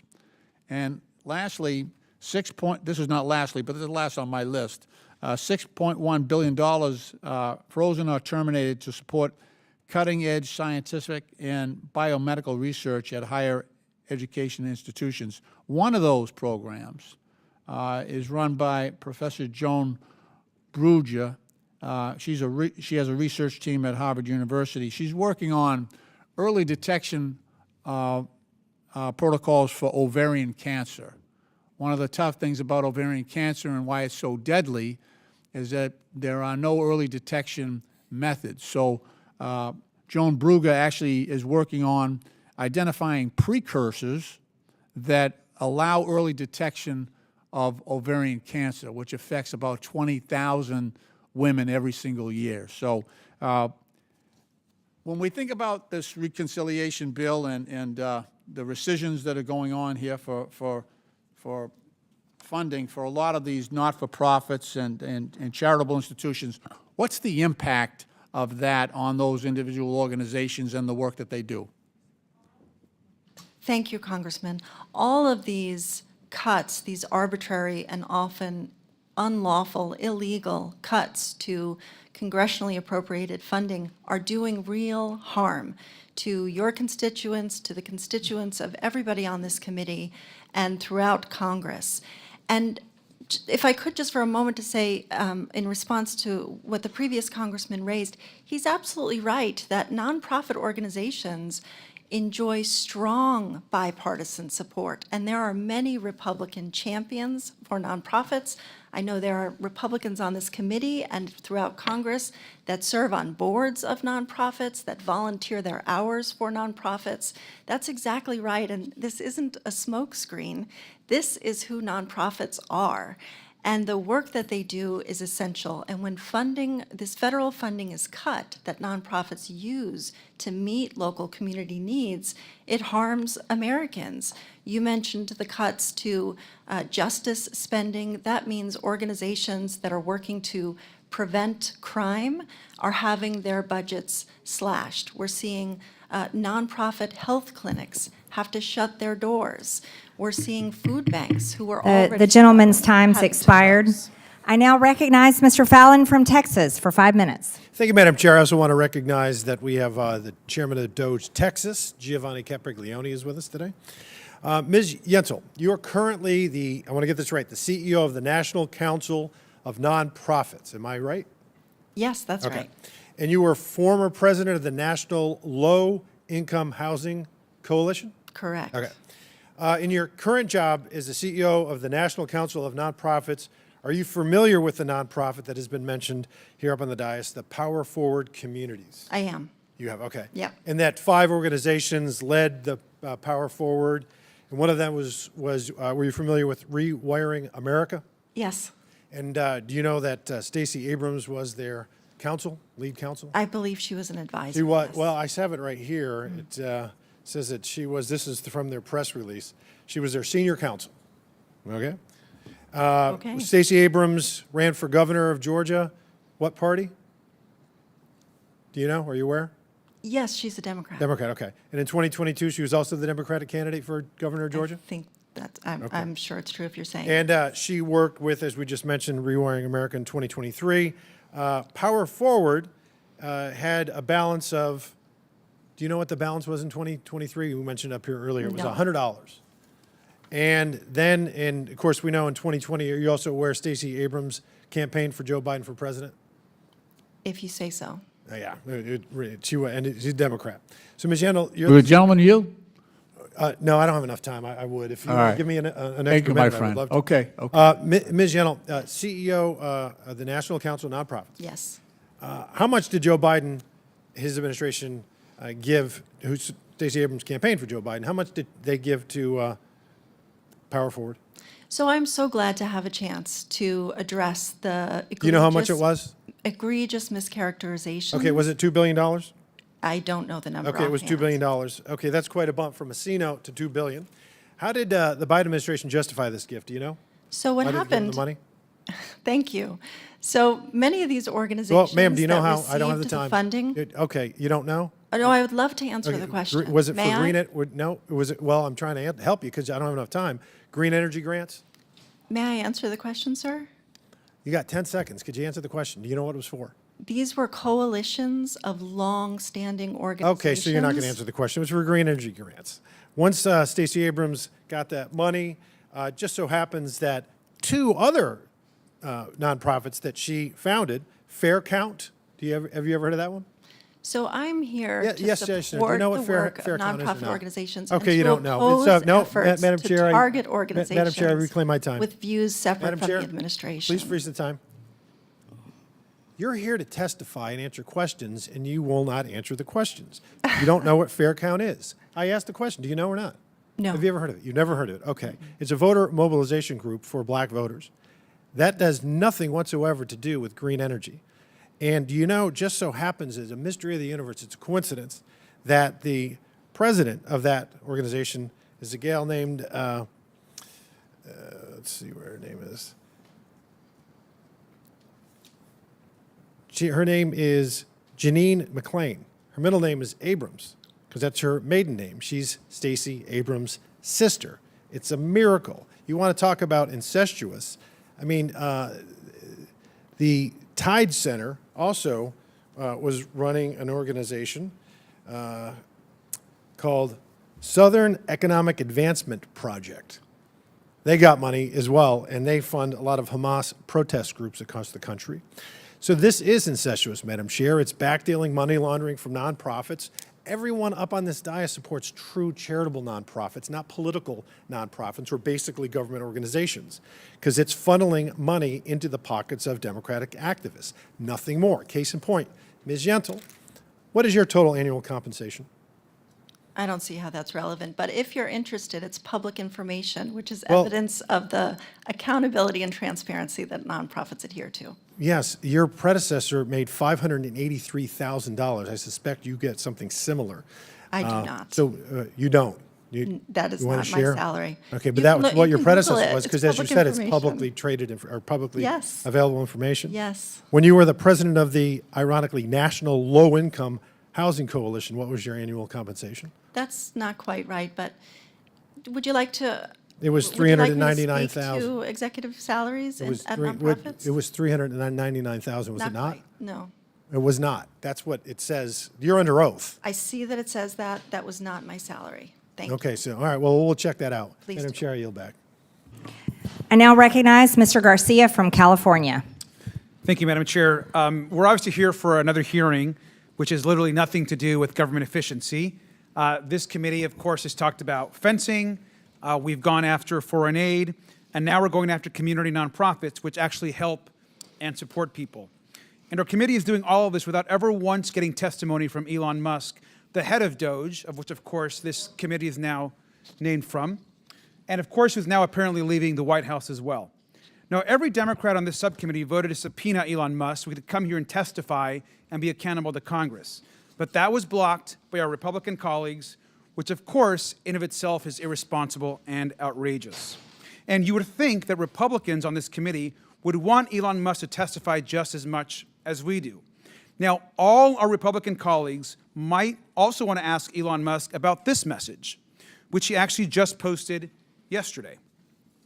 Now I'm going to read this message Elon Musk posted. It says, I'm sorry, but I just can't stand it anymore. This massive, outrageous, pork-filled congressional spending bill is a disgusting abomination. And I'll emphasize, shame on those who voted for it. You know you did wrong, you know it. Now this was actually just yesterday. He actually posted this, which pretty rough if you ask me. And on top of that, I would have printed it out, but just 20 minutes ago, he posted another message that says, call your senator, call your congressman. Bankrupting America is not okay, kill the bill. And of course, we know the only people who voted for this bill are actually House Republicans, including every Republican in this room. All these Republicans here on this committee, they all voted for this bill that now Elon Musk is saying should be killed and is saying is awful. I actually agree with Elon Musk on this. It takes health care away from 13 million Americans. It cuts food for veterans and seniors, all to finance, of course, huge tax breaks for the wealthy. Now, it's also interesting because Chairwoman Green, I understand, now regrets voting for this bill, as she mentioned yesterday. Is that correct, Chairwoman Green? Are you yielding me time? No, I'm just asking if you, I think you say now you regret voting for the bill. Is that correct? The bill actually destroys what you guys voted for the past 4 years, and I'm proud to have voted for that bill to fund border security, actually, to Chairwoman Green, deport all these yesterday- illegals you guys let in the country. Chairwoman. Chairman, yesterday you actually said that you regret actually voting for the bill. You posted after Elon's tweet that you didn't know certain provisions were in it and that you would have voted no if you had known. And so obviously you didn't do a thorough review of the bill. And I'm not surprised, of course, that Republicans in this Congress are now going back and forth on the bill. They voted for the bill, now they want to oppose it. We don't know what to actually believe. And for instance, this is the same thing that's happening with other big programs like Social Security, which we know Elon Musk and DOGE have actually talked and attacked constantly over and over again. We know how badly already customer service has been hurt. People are waiting in long lines at Social Security offices, all because of these DOGE efforts. Now, again, Chairwoman Green invited to testify today one of our witnesses, and I think it's important to note this. Mr. Turner, you're one of our witnesses today, an expert on economics and a bunch of other things. Not economics. Mr. Turner, you were invited to testify as an expert on government spending. This is your post. Is this correct? Did you post this, sir? Yes, sir. Okay, you called Social Security a Ponzi scheme. 100%. Which we know Elon Musk has also done. I'm glad you admitted it. Social Security is a government-sponsored Ponzi scheme, as you said. Now, What about the second part, though, sir? I should be able to keep Sure, 100% of my you can read the whole money thing. It's and right up not here. watch government waste Thank it, you, sir. giving This is my $9 time, billion sir. dollars. Thank you, sir. My Giving time. $9 billion Sir, to climate my groups. time, Madam Chairwoman. Thank you. Thank you, sir. A Ponzi scheme. And so I think it's interesting, of course, as one of our Republican witnesses, is calling Social Security a Ponzi scheme, and that's the person that we should be taking advice from here today. Without Social Security, 22 million people would be pushed into poverty. That includes over 16 million seniors and nearly 1 million children. And in fact, Elon Musk has also said, and agreed with you, sir, that this is a Ponzi scheme. I think it's ironic that you are one of our witnesses talking about efficiency when you want to attack the single best program that we have to support people, not just out of poverty, but across this country to uplift them to ensure they can afford a decent life. We on this committee need to work every single day, not just to protect Social Security, but to hold Republicans accountable for attacking Medicare, Medicaid, for attacking Social Security and the programs that we all depend on. With that, I yield back. Thank you. The gentleman yields. I now recognize Mr. Timmons from South Carolina. Thank you, Madam Chair. It's hard to remember why we're here, given all the conversations we're having, but we're here because we have $37 trillion in debt and we run a $1.8 trillion annual deficit. And we're here to seek out waste, fraud, and abuse, deliver on government efficiency, and try to right the fiscal ship of this country so we can have a country for another generation or two. So we're doing great work. We had a hearing a couple weeks ago with NPR and PBS, and we made clear to the American people that those two entities were not deserving of taxpayer dollars because they were not doing their job. They were wildly biased. They were wildly biased, and because of that, they do not deserve taxpayer funds. So we're going to vote next week to stop giving them money, and we're going along the same lines with this hearing because the EPA handed out $27 billion in the last year of the Biden administration, and it was done really because they thought they were going to lose the election and they wanted to get out as quickly as possible. Biden appointees in the EPA specifically said that the people that were getting the money weren't deserving of that money, and there were a lot of concerns there. Obviously, we have this conversation about one of the most egregious, which is power forward communities. We keep talking about it. And Madam Chair, I'd like to enter their 990 in for the record. Without objection, so ordered. So this is from 2023. This is a less than a year-old entity, and as we've talked again and again, they had $100 in their account, and then the EPA, under the Greenhouse Gas Reduction Fund, gave them $2 billion. Well, the funny thing is they didn't give it all to them. They wanted to get it all, but the EPA said no, and so now we're in this lawsuit where Citibank has the vast majority of it, and we're going to get it back, and that's why we're here.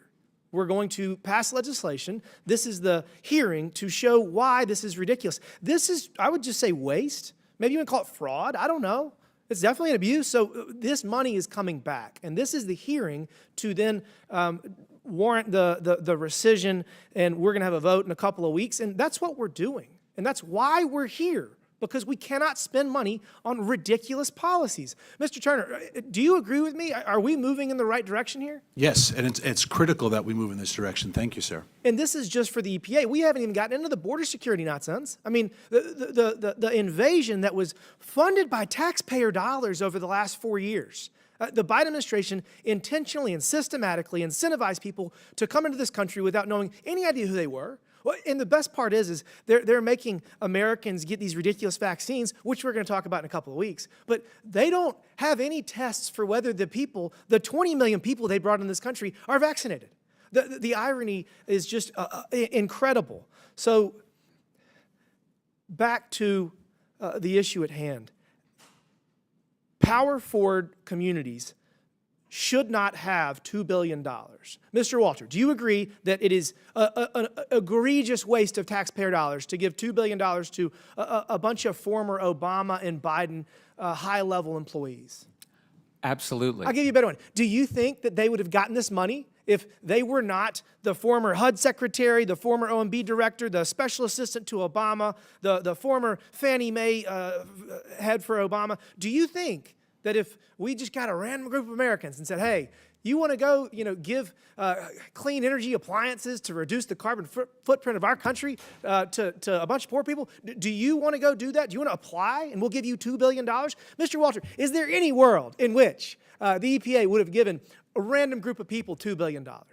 Not at all, and that is a critical part of the NGO sector in addition to the heroes who actually do charitable work. I'll give you one better. Mr. Turner, should we be giving billions of dollars to 501c3s that have zero other income. 35,000 501c3s have zero other income. They're all government income. Should we do that? No, sir, and if I may, the egregious thing here is that they are bypassing the Congress. If you want to give There's no Stacey Abrams transparency. $2 billion, appropriate it. But they are using this process to bypass Congress because no one would put their name on a bill to give Stacey I Abrams couldn't $2 agree with billion. you more, and I'm in with this. Dozens of 501c3s, tax-exempt organizations that we feel are pursuing some benevolent and a goal to improve the lives of Americans. Dozens of these 501c3s, their CEOs make more than $10 million a year in salary. We got to change this. I'd put that in the waste, the fraud, and the abuse category, and we need to pass a law to make that better. Thank you, Madam Chair. I yield back. Thank you. I now recognize Ms. Crockett from Texas. Thank you so much, Madam Chair. It is interesting that we're talking about bypassing Congress. It seems like that's all that has happened, actually, this Congress. In fact, it's why we've had to spend so much time in courts, and thank God that we at least have one branch of government that has decided not to abdicate their duties and has decided that there are things such as, impoundment. And so when Congress does make a decision or does sign something into law or has been signed into law by a president, that you can't just bring in your good little friend who helped you get elected to the tune of $300 billion or $300 million and say, hey, guy, you get to do whatever you want to, despite what these duly elected people have done. But I digress. But I am going to get back to Elon, because Elon is looming over every single DOGE hearing. You know why? Because that's supposedly what Elon was heading up, but now they don't want to talk about Elon, because Elon now is a little upset. There's a family spat that's obviously going on, and it is going to play out, it seems like, all over Twitter. But nevertheless, let's talk about some of the things that we should be talking about. And you know what? Every time I come in here, I really do wonder, what is the point? Like, why are we here? Because it doesn't seem like we're doing efficiency, right? Like, have we seen Elon? No. Have we seen anybody that works for DOGE? No. But we're in the DOGE subcommittee and we're talking to everybody but the DOGE people. So to hear the comments about Stacey Abrams, it really got me going. And a lot of times when we come into this hearing room, it's all about politics. And it made me think that there was an issue most likely with Stacey, because someone actually brought up the fact that Stacey has run for governor a couple of times, and it seems like there's a gubernatorial race that's coming up in Georgia, and nobody knows whether or not Stacey is going to run. So why not muddy the water if we can to hopefully keep a strong black woman down? But again, I digress. So let's talk about the things that we could be talking about while we sit here in the DOGE committee. It seems like we could be talking about things like efficiency or oversight. When announcing this hearing, the chairwoman stated the DOGE subcommittee would, quote, continue bringing long overdue transparency and accountability to those who abuse tax dollars. But so far this Congress, Republicans have focused their oversight responsibilities on things like defunding Big Bird, as well as attacking, of course, trans kids, because they're really the big threat that we have. We could be talking about how the Trump administration is ignoring these court orders, supporting American citizens, or targeting members of Congress for prosecution, or how Trump signed an order deregulating the cryptocurrency industry just as his family launched a digital currency. We could be having a hearing on how Trump fired members of the National Labor Relations Board for bringing a suit against Elon Musk, or how the Trump administration dismantled the Office of the Federal Contract Compliance while the office was investigating Tesla for alleged racial harassment, or how Trump dropped lawsuits against numerous large companies after they donated to his inaugural fund. We could have a hearing on whether Trump violated the emoluments clause when he not only, it seemed like he asked for a $400 million jet from a foreign government. Trump has put a for sale sign on the lawn of the White House and has allowed wealthy donors to dictate how the government operates. That's what we should be having a hearing about, but nope. They're here attacking nonprofits that deliver food to seniors and disabled folk, provide child care and elder care for working families, job training for teens, and shelter for the unhoused. The Republicans and their witnesses have accused nonprofits of being, quote, radical and, quote, addicted to government money. And listen, I try to find agreement where I can. So I am going to say that I absolutely do agree with that statement to a certain extent, because there is a nonprofit by the name of the Heritage Foundation. And last time I checked, the Heritage Foundation, they are the authors of Project 2025. And we are living through the hell of Project 2025 right now. And something tells me that that's a bit of a partisan partisan thing because they said it was the conservative playbook. So as far as I'm concerned, I don't know why we would ever look at the Heritage Foundation and think that it's anything but radical and, quote, addicted to government money potentially. So, Ms. Yentl, before I do that, I'm going to come to you because I want to make sure that I get these things on record. I have a unanimous consent, Madam Chair. It says Donald Trump allegedly asked aides whether Elon Musk's DOGE promises were all bull, and then you know what the rest of it is. Unanimous consent? Without objection. Thank you so much. I have another one from CBS News. Despite Trump's promised cuts, U.S. spent more than $200 billion more in the first 100 days than last year. If some reason we focused on some efficiency, we may have more money to work towards this deficit that some of my colleagues say that they're concerned about. And I guess, Ms. Yentl, I'm gonna run out of time, because if we were gonna focus on this deficit, then maybe you wouldn't have your own friends coming out and talking about how we're gonna have to lift the debt ceiling $5 trillion, because how else can we pay for the billionaires to keep more money in their pockets? Thank you, and I will yield. The gentlelady yields, and for the record, the Heritage Foundation receives no federal funding. I now recognize Mr. Burchett from Tennessee. Thank you, Chair Lady. I think the irony of all ironies here is that our friends across the aisle keep bringing up Elon Musk and what a great person he is. And I guess about a week ago, they were out to kill him. So this is backwards day as always. Mr. Krikorian, Alexandro Mayorkas served as the United States border czar for 4 years. What did he do before his appointment? He's an attorney, and he was on the board of, among other things, HIAS, which is the Hebrew Immigrant Aid Society, which is one of the nonprofit groups that resettles refugees, and was also involved in this movement of illegal immigrants up through Latin America. Okay. You think it's a good thing that Mayorkas served at an NGO whose goal it was mass migrant resettlement in the U.S.?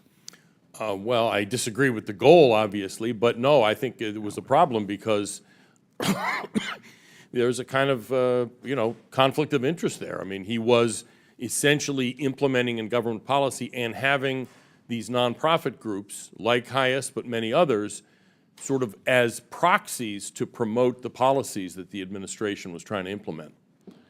Well, in 2021 alone, this organization received over $40.9 million in grants from the Department of Health and Human Services, State and Homeland Security. Don't you think that is a direct conflict of interest? Yeah, in the sense that some of that was spent on migration causes, yes, I think so. And that probably was at least part of the reason that the House impeached Secretary Mayorkas. I guess it's a little bit like a congressman becoming a lobbyist. Kind of, I guess. Nothing personal against anybody here. That's all right. Well, none of us better be lobbyists or we need to go to jail. At what point do you believe humanitarian aid and assistance becomes material support for illegal activity? I'm not sure I'd be able to draw kind of a specific line and say here's where it is, but at this scale, there's simply no way that these organizations did not see themselves as part of a network to subvert U.S. immigration law. You know, the occasional provision of, water to somebody who's in real distress is one thing. Setting up a network, essentially a kind of aid station network, a pipeline from South America to the border, is not something that it's not comparable in any way. It's not just different in scale, it's different in kind. Yeah. Myself and the chair lady, she is my co-sponsor on a bill to literally defund the Taliban. As it turns out, we're sending them close to $40 million a week. I have a State Department document that was classified documents become unclassified. We have given them close to $5 billion with a B. Although that's not big numbers here, I can assure you in East Tennessee that's a whole heck of a lot of money. Would you have any idea how many, any of y'all have any idea how many NGOs that we believe could be working out of Afghanistan right now? You may have a shot in the dark. No, I have no idea, I'm afraid, sorry. Would you believe close to 1,000? 1,000. Yes. And yet, Congress, in its infinite wisdom, has taken almost, and we're working on 2 years now to get this bill out and get it to the Senate and get them to pass it. To me, it is criminal. It is criminal what these organizations are doing. $40 million a week to the Taliban. They throw gay folks off of buildings. They rape women and children. Then they stone the women after somehow it's their fault. I mean, these are godless creatures, and we are funding them with our tax dollars. And Americans, I believe, are getting rich off of it. I believe that some of the money is flowing back here through some of these NGOs, and I would sure like to see that paper trail solidified in my mind so I could point to it. And if it's a member of Congress, again, they need to be let out of here in handcuffs. I want to thank, do any of you like to comment on any of that? I would like to say, sir, that nonprofit organizations, if they are working in Afghanistan, it's to meet the tremendous humanitarian needs that I can exist. assure you that, ma'am. Yeah, And I but think conflating nonprofits with the Taliban is deeply dangerous. and well, they reckless. actually, ma'am, they actually take a cut off of everything that goes through there, just like the mob would. There's 3 major banks, and they get their money off. It's been documented by government officials. And I've run out of time. Chair Lady, I yield nothing back to you.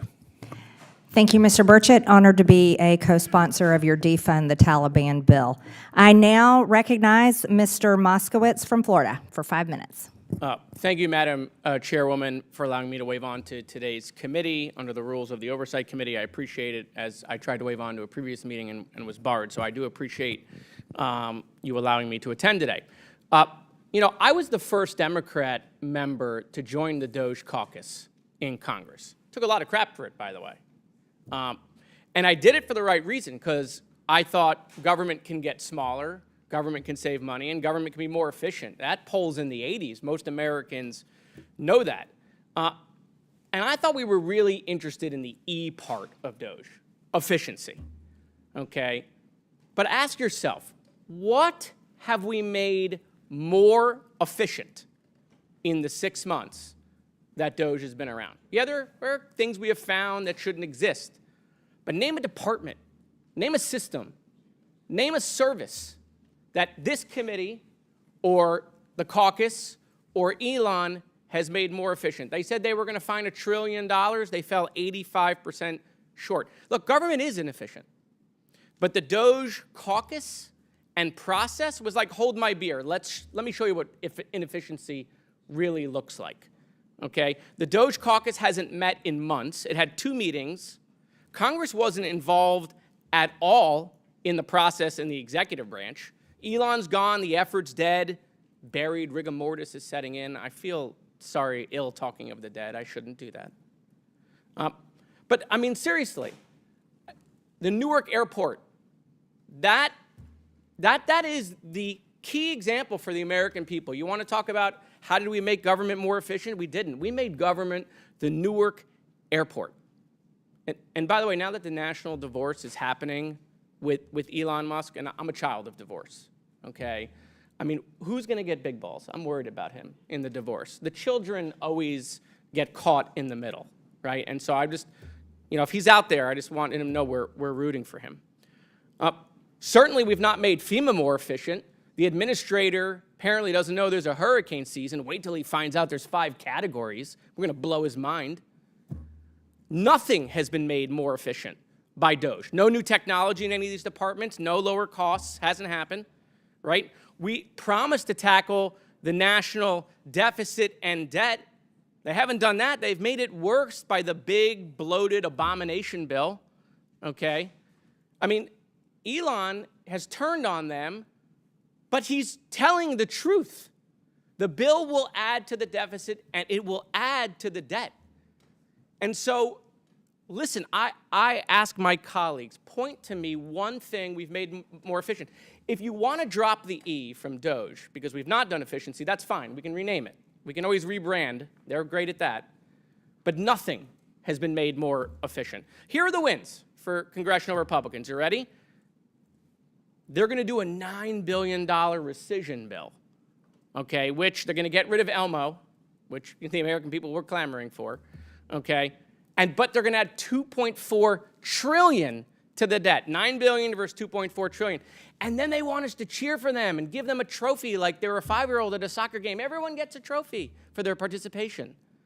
Okay? By the way, these things I'm bringing up, Republicans themselves, including the chairwoman, have expressed their frustration that Congress has not codified anything at all. And so, look, it's interesting. Elon just retweeted this. When are we going to flatten the curve?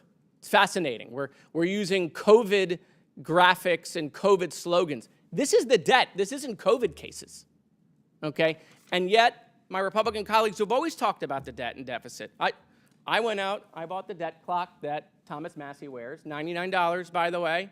I don't know if that's a great deal, but, you know, like 2-hour battery life. He told me you gotta, like, if you dim the screen, it'll last a little longer. Wow, it's still going up. Doesn't seem like these DOGE cuts, right, or this rescission bill have handled anything with a debt or deficit. And so, yeah, look, yeah, Elon is, we love dark Elon now. Oh yeah, this is interesting times, right? And Republicans will say, oh wait, he was a patriot. He left his companies, he was doing the right thing. That's what they said for 6 months. Now they're saying, well, he's just mad because he's losing his EV credits. He didn't get his Starlink thing. They got rid of his NASA administrator, okay? Look, we got to do this together, guys, on a bipartisan basis to tackle the debt. I asked the Speaker to put a budget commission together to get Democrats and Republicans on a bipartisan basis to tackle the debt, but that bill should die. Thank you, Madam Chairwoman. The gentleman's time's expired. I now recognize Mr. Burleson from Missouri. Thank you, Chairwoman, and thank you to our witnesses for being here. I just want to remind people there's a huge difference between money that an individual voluntarily gives to a nonprofit or charity and the money that is forcibly taken from taxpayers and funneled through this town into a nonprofit or charity. There is a huge difference, correct, Mr. Walter? Absolutely. Mr. Krikorian? Yes, of course. Mr. Turner? Yes.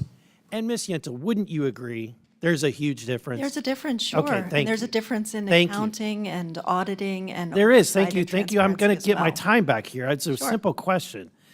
So here, with that being said, the problem that it doesn't seem like anyone is recognizing is that we forcibly took money from taxpayers, and then these groups, then it was appropriated through the Biden administration, billions of taxpayer dollars to organizations that were stood up overnight. Organizations that didn't have a long-standing history. These were not nonprofits. For example, the Free Press investigation revealed that of the $27 billion that was granted to the through the EPA, $20 billion went out the door to 8 nonprofit groups right after Biden lost the election. $20 billion shoved out the door immediately. Several of them were formed that year, in August or since August of that year. So, Mr. Walter, do you guys get billions of dollars when Republicans are in charge? We have never taken a penny from any level of government across 4 decades of existence. Mr. Turner? Sir, if I got $2 billion from the taxpayers, I'd be in jail right now. Mr. Krikorian? We have had contracts in the past with the Census Bureau and the Justice Department, but nobody's given us $2 billion. If you know anybody who's in the market for that, I'm giving my phone number. Yeah, so I think that here's the point to the American people. When the Republicans are in charge, we're not doling out your money to our friends and our family. We're not raiding the coffers. We're not putting America into more debt and more debt and more debt to fund these nonprofits. Look, Mr. Walter, if somebody wants to give to Stacey Abrams' new venture, her nonprofit, they can do that, right? She could stand up a nonprofit. Absolutely. But the question is, Mr. Krikorian, nobody wants to open up their checkbook, right?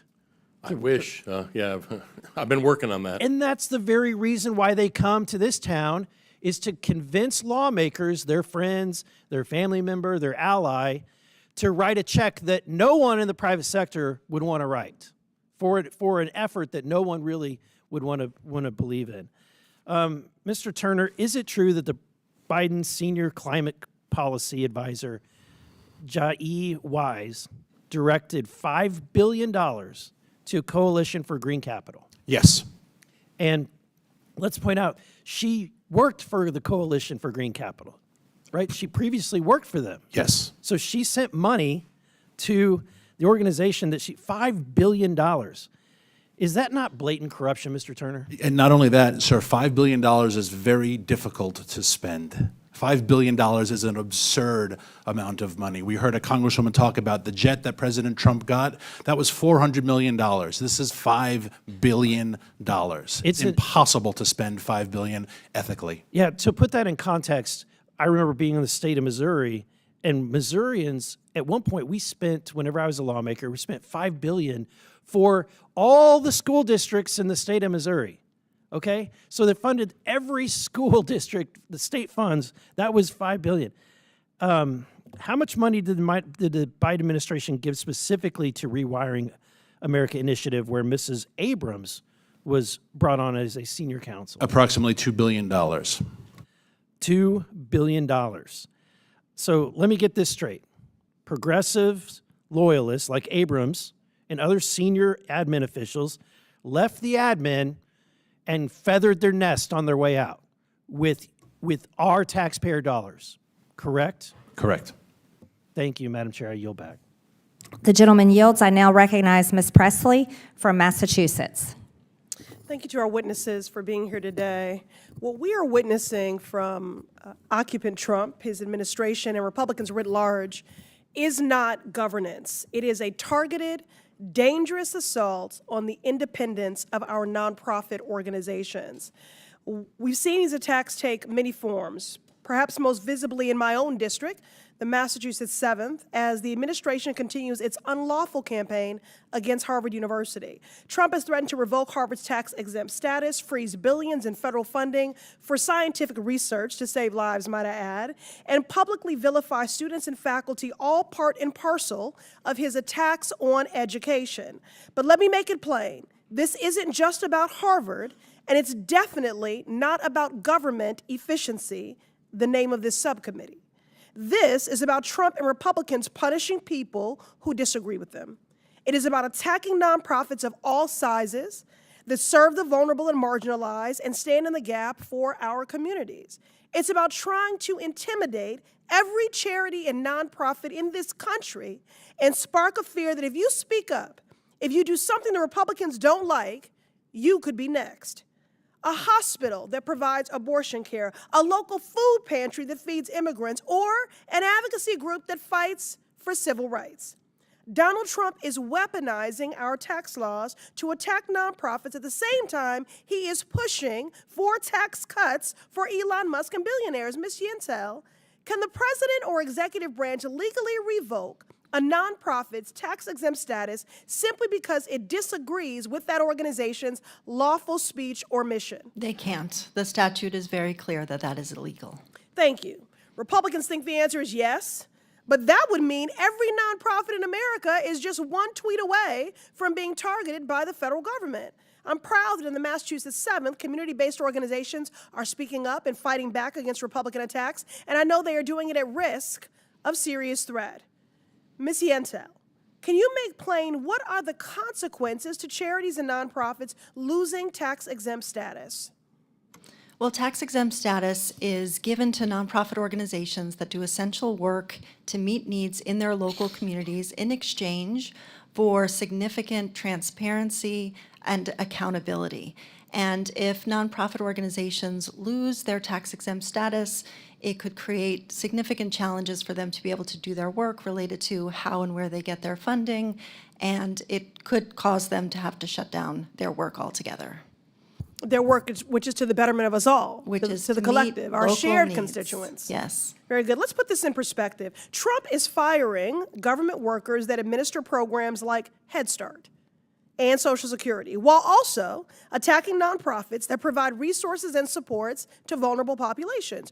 Trump and his Republican cult do not care about helping people who are struggling. Instead, they want to make them suffer more. Now, before I yield back, Let me ask the Republican witnesses if you all think Trump is right for revoking tax-exempt status for nonprofits for their political views. Raise your hand then if you think the Heritage Foundation, who wrote Project 2025, should also lose their tax-exempt status. Show of hands by the logic that's I'm not being aware applied. of any nonprofit that's had its status revoked. Again, the question that I'm posing is, would you please raise your hand if you think the Heritage Foundation, who wrote Project 2025, should also lose their tax-exempt status? Show of hands. It's a perfectly reasonable speech So by none a of you. nonprofit. So none of you. The shame and the sham of it all. Before I yield back, Ms. Yentel, I know that you have been harangued intensely throughout today's proceedings. Is there anything that you would like to set the record straight on or respond to in my remaining time? Thank you, Congresswoman. I would like to use the remaining time to remind us all and every member of this committee of the vital, essential work that nonprofit organizations do in each of your communities for your constituents, and the work that we do to support them in that work. Nonprofit organizations are local, they are transparent and accountable, they are nonpartisan by law and in practice, and they do essential work to meet the needs of all of your communities and all Americans. Thank you. Thank you. I yield back. The gentlelady yields. I now recognize Mr. Gill from Texas. Thank you, Madam Chair, for holding this hearing. I'd like to begin with Ms. Yentel. You've written a lot about anti-racism and white fragility and things like that. Do you believe that President Trump is a racist? I don't believe that's relevant to this hearing. Do you believe that he is? I'm not here to discuss my personal beliefs. I'm here to speak about the important work You've that tweeted that nonprofits he's a do vile, across the despicable country. racist. Do you believe that much of his housing policy was racist during his first term? I'm here to talk about the vital work that nonprofit So you're not going to organizations answer me? do throughout You've our country tweeted and that in your district. it's explicitly racist and deeply harmful. Is that right? I don't have the tweet in front of me. I've got it right here. You did tweet that. You tweeted that on September 25th, 2020. You said it's explicitly racist and deeply harmful. Do you know who President Trump's Secretary of Housing and Urban Development was during his first term? Yes, Who is it? Who was it? it was Secretary Carson. Is Ben Carson. Do you believe that Ben Carson is racist or a white supremacist? With all due respect, sir, I am not here to talk about former HUD secretaries. I'm here to talk about the essential tweeted work extensively that about it. nonprofits do in your district and throughout the country. Okay, we can move on then if you won't answer the question. Are you a racist? With all due respect, sir, I'm here to talk about the essential work that nonprofits do. Excuse me, that's a throughout very the simple country. question. Yes or no question. Are you a racist? I'm not a racist. You're not a racist. Particularly interesting because according to one of your affiliate charities under your nonprofit umbrella, denial of racism constitutes covert white supremacy. Are you a covert white supremacist? Sir, I'm here to talk about the essential work that nonprofits Are you a do. covert white supremacist? Can I talk about the work that nonprofits do in No, your I'm district? asking you if you're a 'Cause I think that's covert the- white supremacist, which according to one of your own organizations, again, denial of racism constitutes covert white supremacy. Would you like I'm to answer sorry, the what's- question? I don't know what the question is. So you refuse to answer whether you are a covert white supremacist. I am here to talk about the essential work that nonprofits do. If you'd like to ask me a I am question utterly about dumbfounded. nonprofits You are on in your record right now, district and you will or not say throughout that the you are not a country. covert white supremacist? I don't have a definition in front of me. I haven't looked at the definition. I'm not going to answer a question about my personal That views. is- I'm here to talk about the work You're of not- nonprofit I organizations. want to give you one more chance to do this. Are you a covert white supremacist? Why are we so off track from the topic No, of I'm this asking you. hearing? I'm asking you a very straightforward question, I've heard your question. Thank you, sir. and you're not going to answer whether you are a covert white supremacist. I would like to answer questions about the work This of is nonprofit this is painful. organizations. Thank you. That is really astounding. I can answer very directly that I am not a covert white supremacist, and I imagine all of my colleagues can as well. I think you ought to reevaluate what you're doing in the nonprofit sector if you can't answer that in a straightforward way. That is astounding. Let me ask you another question. Do you believe that it's appropriate to host and promote LGBTQ plus meetups for 9-year-olds? I am here to support the vital work of nonprofits, and I will say to oppose the federal government targeting groups. My question with is, do you believe it's views that are appropriate to different host from and its promote own? LGBTQ plus meetups for 9-year-olds? I believe that Because the one of federal your government affiliate should not nonprofits target does do that. organizations that have views different from its own. That is wrong, whatever party is in control, whatever administration I is in think control. I think a to lot of this use is wrong. federal Do you think power. that it's appropriate for young children to use gender transition paraphernalia? Because one of your no not idea how affiliated nonprofit organizations gives bras, binders, breast forms, nipples. I'm not even going to repeat this because it's so Point of order, disgusting Madam for Chair. The children of all gentleman is ages. breaching decorum and attacking the witness. Can we please I'm move on not to attacking something the witness. relevant I'm to simply the asking a actual straightforward issue at question. hand, sir? Mr. Gill, I'll be extending your time. You've been interrupted. Thank you. Thank you.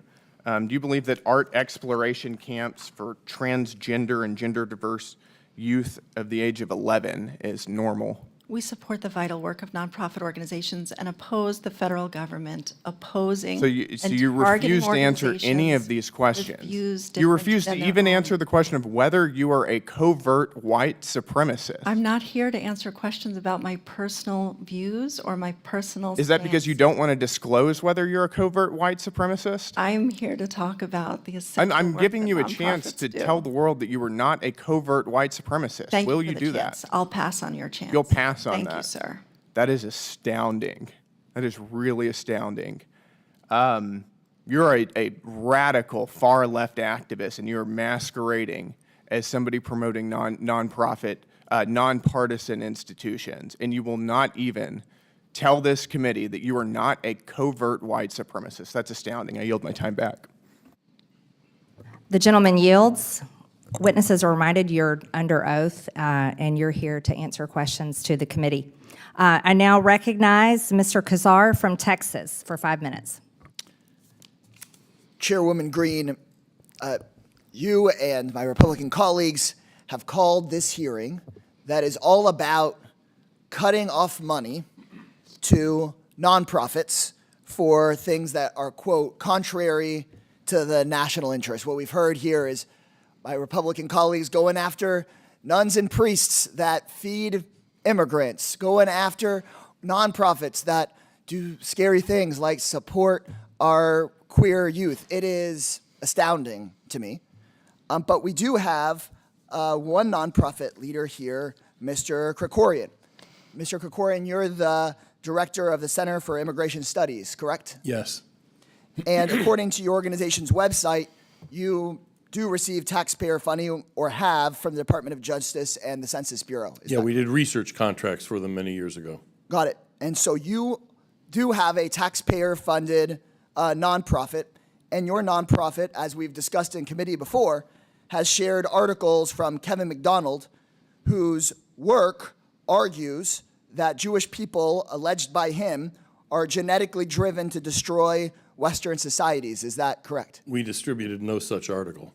But you did distribute work from this anti-Semite, correct? We distributed work all across the spectrum, Right, from New York from this Times anti-Semite to anyone comment. else. Got yes. it, okay.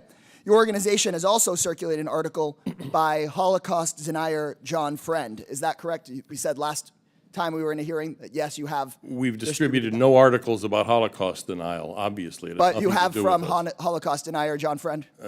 I don't know, but I assume so, yeah. Your website right here does talk about that. Yeah. So I have a yes or no question. Is promoting the work of Holocaust deniers and anti-Semites contrary to the national interest? Promoting Holocaust denial and what have you is contrary to the national interest. That's why we haven't done it. But you have promoted the work of Holocaust deniers.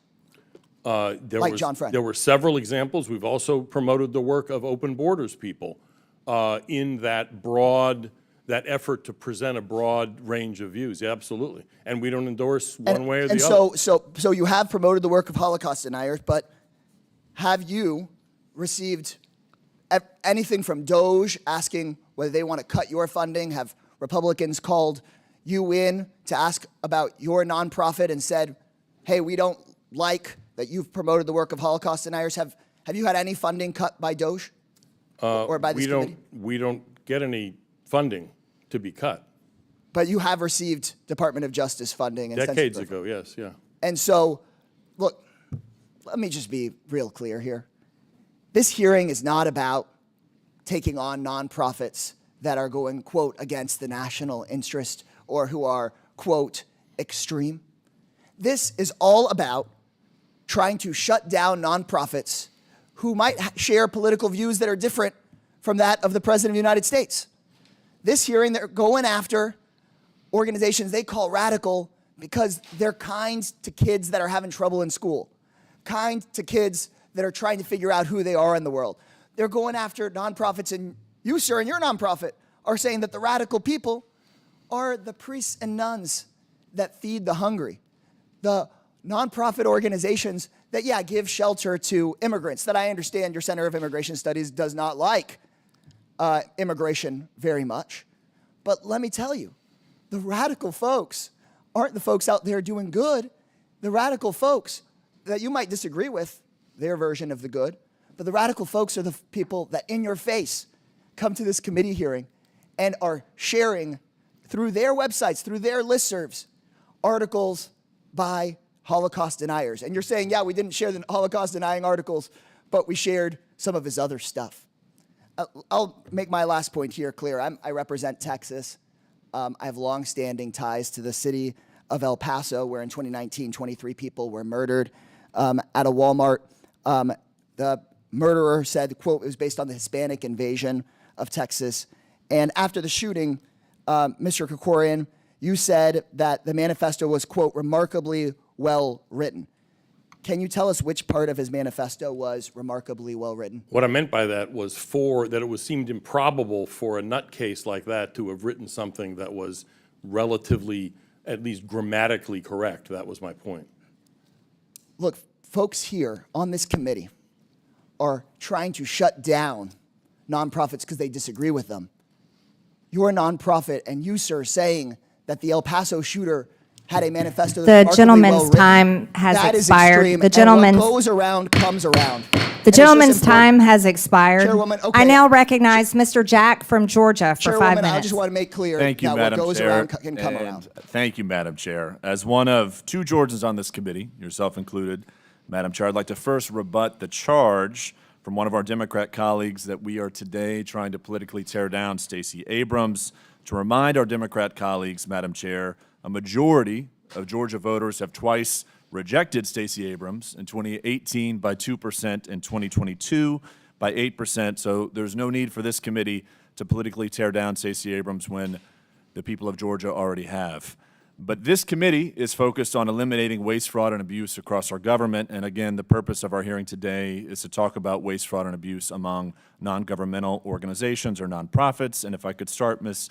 Yentl, as the president and CEO of the National Council of Nonprofits, is it fair to characterize your organization as an informed source of data for nonprofits and NGOs? Sorry, yes, sir. And how many, just an estimate, how many NGOs receive a majority of their money from the government as opposed to citizens, to the best of your knowledge? The latest number I saw is that about 27% of nonprofit organizations receive federal funding. Does it concern you at all that a non-governmental organization is receiving a majority of its funding from the government? Well, I didn't say it was the majority. Let me correct myself. Thank you. 27% of nonprofit organizations receive some of their funding from the federal government. It doesn't concern me, no. The federal government appropriates funds to be used for specific purposes, and they often partner with nonprofit organizations who are best equipped and able to meet local needs with that funding. Mr. Walter, in your opening statement and your written testimony as well, I think you addressed this. Could you inform and expound upon the issue that I see, and I always think you see, that a non-governmental organization is receiving a majority of its funding from the government? To me, that's totally contrary to the title of the organization itself. Sure, and the statistic from Candid, which is a nonprofit group, is about 35,000 receive the majority of their funding from government. And that is obviously a dangerous thing. Now, some of them may do good work, but of course, as everybody in Washington, D.C. knows, if you're getting federal dollars, you deserve a lot of scrutiny. The idea that they should just be passed over without scrutiny is quite unreasonable. Without There's- question.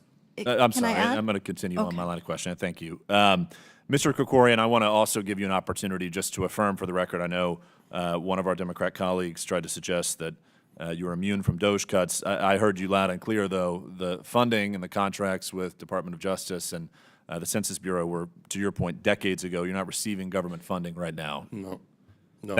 Thank you. So earlier today, Mr. Krikorian, we had the administrator of the Small Business Administration testify before the Small Business Committee. And the reason I mentioned that is one of the issues we talked about was trying to turn off and eliminate the incentive structure that rewarded illegal immigration over the last 4 years under Joe Biden's administration. Specifically, we talked about relocating small business offices from sanctuary cities or sanctuary jurisdictions to jurisdictions that honor federal law enforcement law and immigration law. And I bring that up because I'd love for you in these last 90 seconds to walk us through what happened these last 4 years. If you want to look at the incentive structure that rewarded illegal immigration, I suspect you could look no further than a lot of nonprofits that operated on our southern border. So would welcome thoughts for you in closing in this hearing. Yeah, absolutely. I mean, the whole point of enforcing immigration law is to make it impractical to live here as an illegal immigrant. In other words, it's not even just not rewarding, obviously it's that, but it's also to make it difficult. It's why you shouldn't get driver's licenses for illegal immigrants, that sort of thing. And so what nonprofit groups during the previous administration did, and frankly, even before that, was to make it practical, to make it easier for illegal immigrants to live here illegally, thereby kind of undoing any deterrent effect or any incentive to self-deport, to go home. And so that's one of the things that we need to reverse, is to not just take away the incentives, but to make it impractical to remain here so that people will take the administration up on its offer of a free plane ticket home and $1,000 when you get home. There has to be some reason you want to do that. What a lot of nonprofit groups have done is take away the incentive to go home, and that needs to change. And by the way, 70 to 75% of Americans agree and support President Trump's immigration policies, House Republicans, border priorities.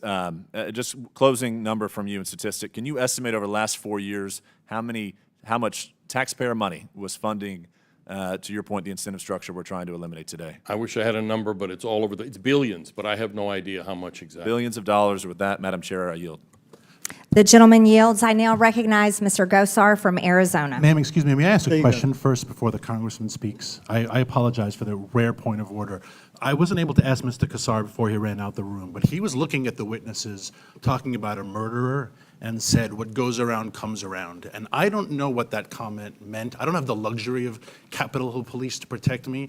In the climate space, we got a lot of death threats. We got a lot of hate.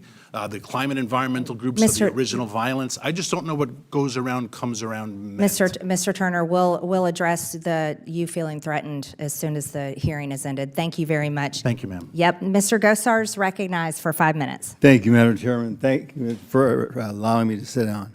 President Trump has worked tirelessly to weed out the waste, fraud, and abuse of taxpayer dollars by non-governmental organizations, or NGOs. And my home state of Arizona is at the forefront of these issues, where NGOs are shipping illegal aliens into the United States. Question for each one of you. Have you heard of the United Nations Resolution 1996-31, titled Consultative Relationship Between the United Nations and Non-Government Organizations? Mr. Walter? I'm sorry, no.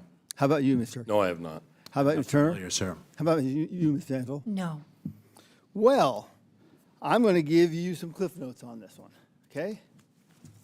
It states that the UN if the UN gives money to an NGO that also receives voluntary contributions, the NGO must disclose the sources of these donations and explain why it's accepted for such a donation. If the UN can do it, why can't we? Now, I'm going somewhere here. In fact, I will read one of the sentences in this UN resolution. Any financial contribution or other support, direct or indirect, from a government to the organization shall be openly declared to the committee through the Secretary General and fully recorded in the financial and other records of the organization, and shall be devoted to purposes in accordance with the aims of the United Nations. Ho, wow, this might be the only time I agree with the United Nations. May I submit this for the record, please? Without objection, so ordered. My legislation, H.R. 2841, the Putting Trust and Transparency Act, and I think the President had something along these same lines, requires NGOs that receive even $1 of federal funding to disclose their extravagant donors, just like the UN does. Wow, what a concept. It applies to all NGOs. You don't have to take federal money, but when you do, you have to pay the piper. Now, if you're an NGO that advocates for limited government but accepts federal dollars, you're a sock puppet for your donors. There should be zero taxpayer-funded advocacy. Mr. Turner, you talked about the government slush funds and transparency in your testimony. We know many leaders of these NGOs are used both public and private funding for their own political grift. Question, what do leaders have to personally gain by fleecing American tax dollars? The salaries, sir, and that's why this whole conversation of how these are puppy-raising organizations and they give food to the homeless, this is all a bunch of crap. These are organizations that fund political Democrats with enormous salaries, pay their consultants that then give donations to political Democrats, and that's why it's billions of dollars hidden under justice, climate, whatever you want to call it. Mr. Krikorian, is it illegal to aid and abet an illegal alien? It is indeed, and the question is, the real question is, what does aiding and abetting mean? And it has not been defined broadly enough. I want to interrupt you. Aiding and abetting I guess could be define that, but when you're going into other countries and showing people the way here, and then finding out that you can give them the luxury of things off of American personals, that would be aiding and abetting, wouldn't you say? It sure seems to me, yes, it does. Well, there's a reason why I want this, because if you thought the USAID was riddled with fraud, wait till you see these NGOs.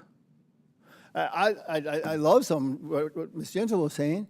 You know, my Restore, my Habitat for Humanity. I love that store. I love that store because they're building something. They're trying to put stuff to use and recycle it. But I got this perception over here from this lady that everything is hunky-dory. And it's not. You can't violate the United States laws. You can't. Oh, I forgot. Yes, you can. You can violate any law you want to because we're void of a sheriff. Well, we were void of a sheriff for the last 4 years we did. But see, we want to see this transparency because we want to have those numbers for the American public. Mr. Walter, are you scared of the American public for sunlight? Not remotely. Oh, see, that's why I have another bill, and it's called the Lasso Act. It takes, imagine this. I heard all our friends from the other side of the aisle say that we're attacking Social Security. Wouldn't it be interesting that I took 10% of all the public lands, all the revenues coming off of public lands and off of our oceans, and I put it in Social Security Trust Fund? Would that surprise you, Mr. Walter? Possibly. How, Mr. Krikorian? It's not my area. I don't know. I'm not familiar with it. I'm putting it in there. Does it look like I'm cutting Social Security? Right. No, it does not. How about you, Mr. Turner? No. Well, Madam Chair, I got to tell you, this is too much fun. I got to let you yield back. The gentleman yields. In closing, I want to thank our witnesses once again for their testimony today. I now yield to Ranking Member Stansberry for closing remarks.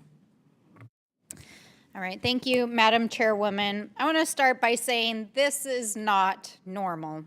I say this a lot, but today is certainly no exception because while we were sitting here, Mr. Elon Musk began tweeting again. He says, call your senator, call your congressman. Bankrupting America is not okay. Kill the bill, in all caps. Nothing is normal right now. Attacking federal agencies and dismantling vital services, firing thousands of federal workers and shattering their lives. Stealing your private data illegally and downloading it and using it on AI systems. letting children starve on the other side of the world while gutting vital public health programs, zeroing out funding for public media, none of these things are normal. And certainly, attacking community organizations and vital nonprofits that serve the public good is not normal. But in addition to that, it's also not legal. And that is why there are over 200 federal court cases currently in front of the federal court right now, including dozens of injunctions and restraining orders against the Trump administration for their lawless and illegal activities. Because not only is it not normal, it is not legal. For months, the Trump administration has been threatening that they will undermine the nonprofit status of nonprofits that they don't like. It's very clear that they've been searching for some sort of legal argument that will give them a path forward, and they have yet to find it, because it is not legal.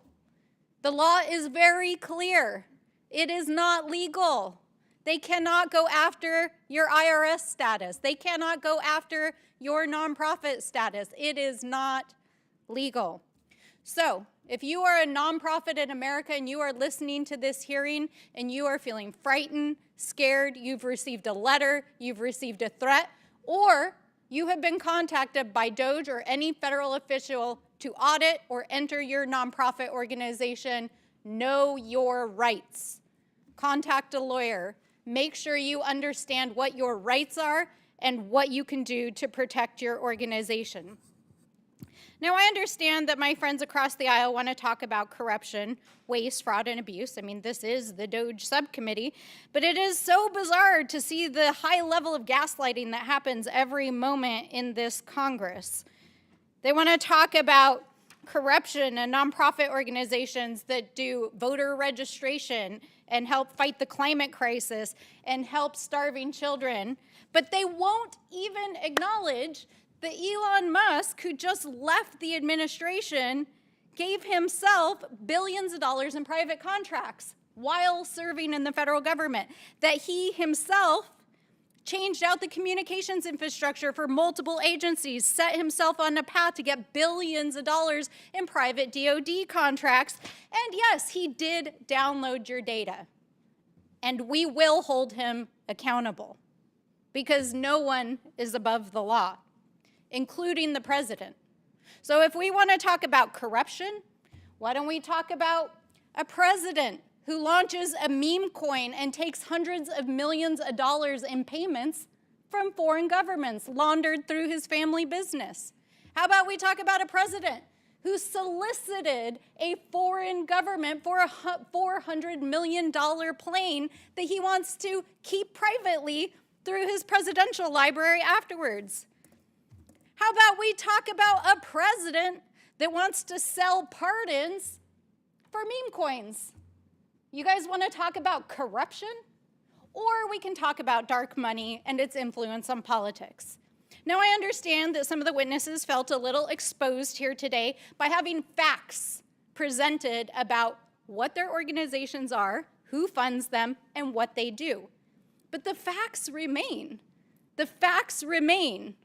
Project 2025, which is a 900-page document drafted by the Heritage Foundation and over 100 organizations, including those represented here today, is the blueprint for Donald Trump's America. It is being executed by more than 70 administration officials, including the director of the Office of Management and Budget, who is now executing DOGE, and is being utilized to attack anyone that they disagree with politically or culturally. That is what this is all about. That is what this hearing is about.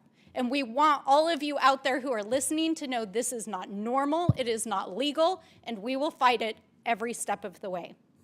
I yield back. I now recognize myself for closing remarks. There's a lot of things that aren't normal, and that's using the power of the government to fund your friends and your family members and to employ former bureaucrats to enact policies that invade our country and hurt our energy, our American energy. Yeah, those things are not normal, and that's why we're talking about them here today. As we've heard here today, the American taxpayer dollars are being laundered through the revolving door of NGOs and Democrat officials. These pay-to-play schemes are so deep-rooted in the system and are such well-oiled machines, and they must be dismantled immediately. To be clear, we support charitable NGOs that help Americans in times of need, such as during the aftermath of wildfires in California and the hurricane in western North Carolina, Georgia, and eastern Tennessee. We do not support politically connected NGOs who rake in billions of federal tax dollars to serve the Democrat Party and their friends and their priorities. We do not support Democrat officials creating slush funds, writing grants and contracts, and deciding who those funds go to, and then going to work at the same NGO that it just awarded those funds to. Yeah, that's not normal. That is the reality of what we are facing and what we faced for the past 4 years. As our witnesses stated, these corrupt NGOs do not serve the American people. They serve big government and the Democrat Party. If the American people support their climate and other woke causes, they can choose to personally donate to these entities. They can pay for it themselves. The American people are the most generous people in the entire world.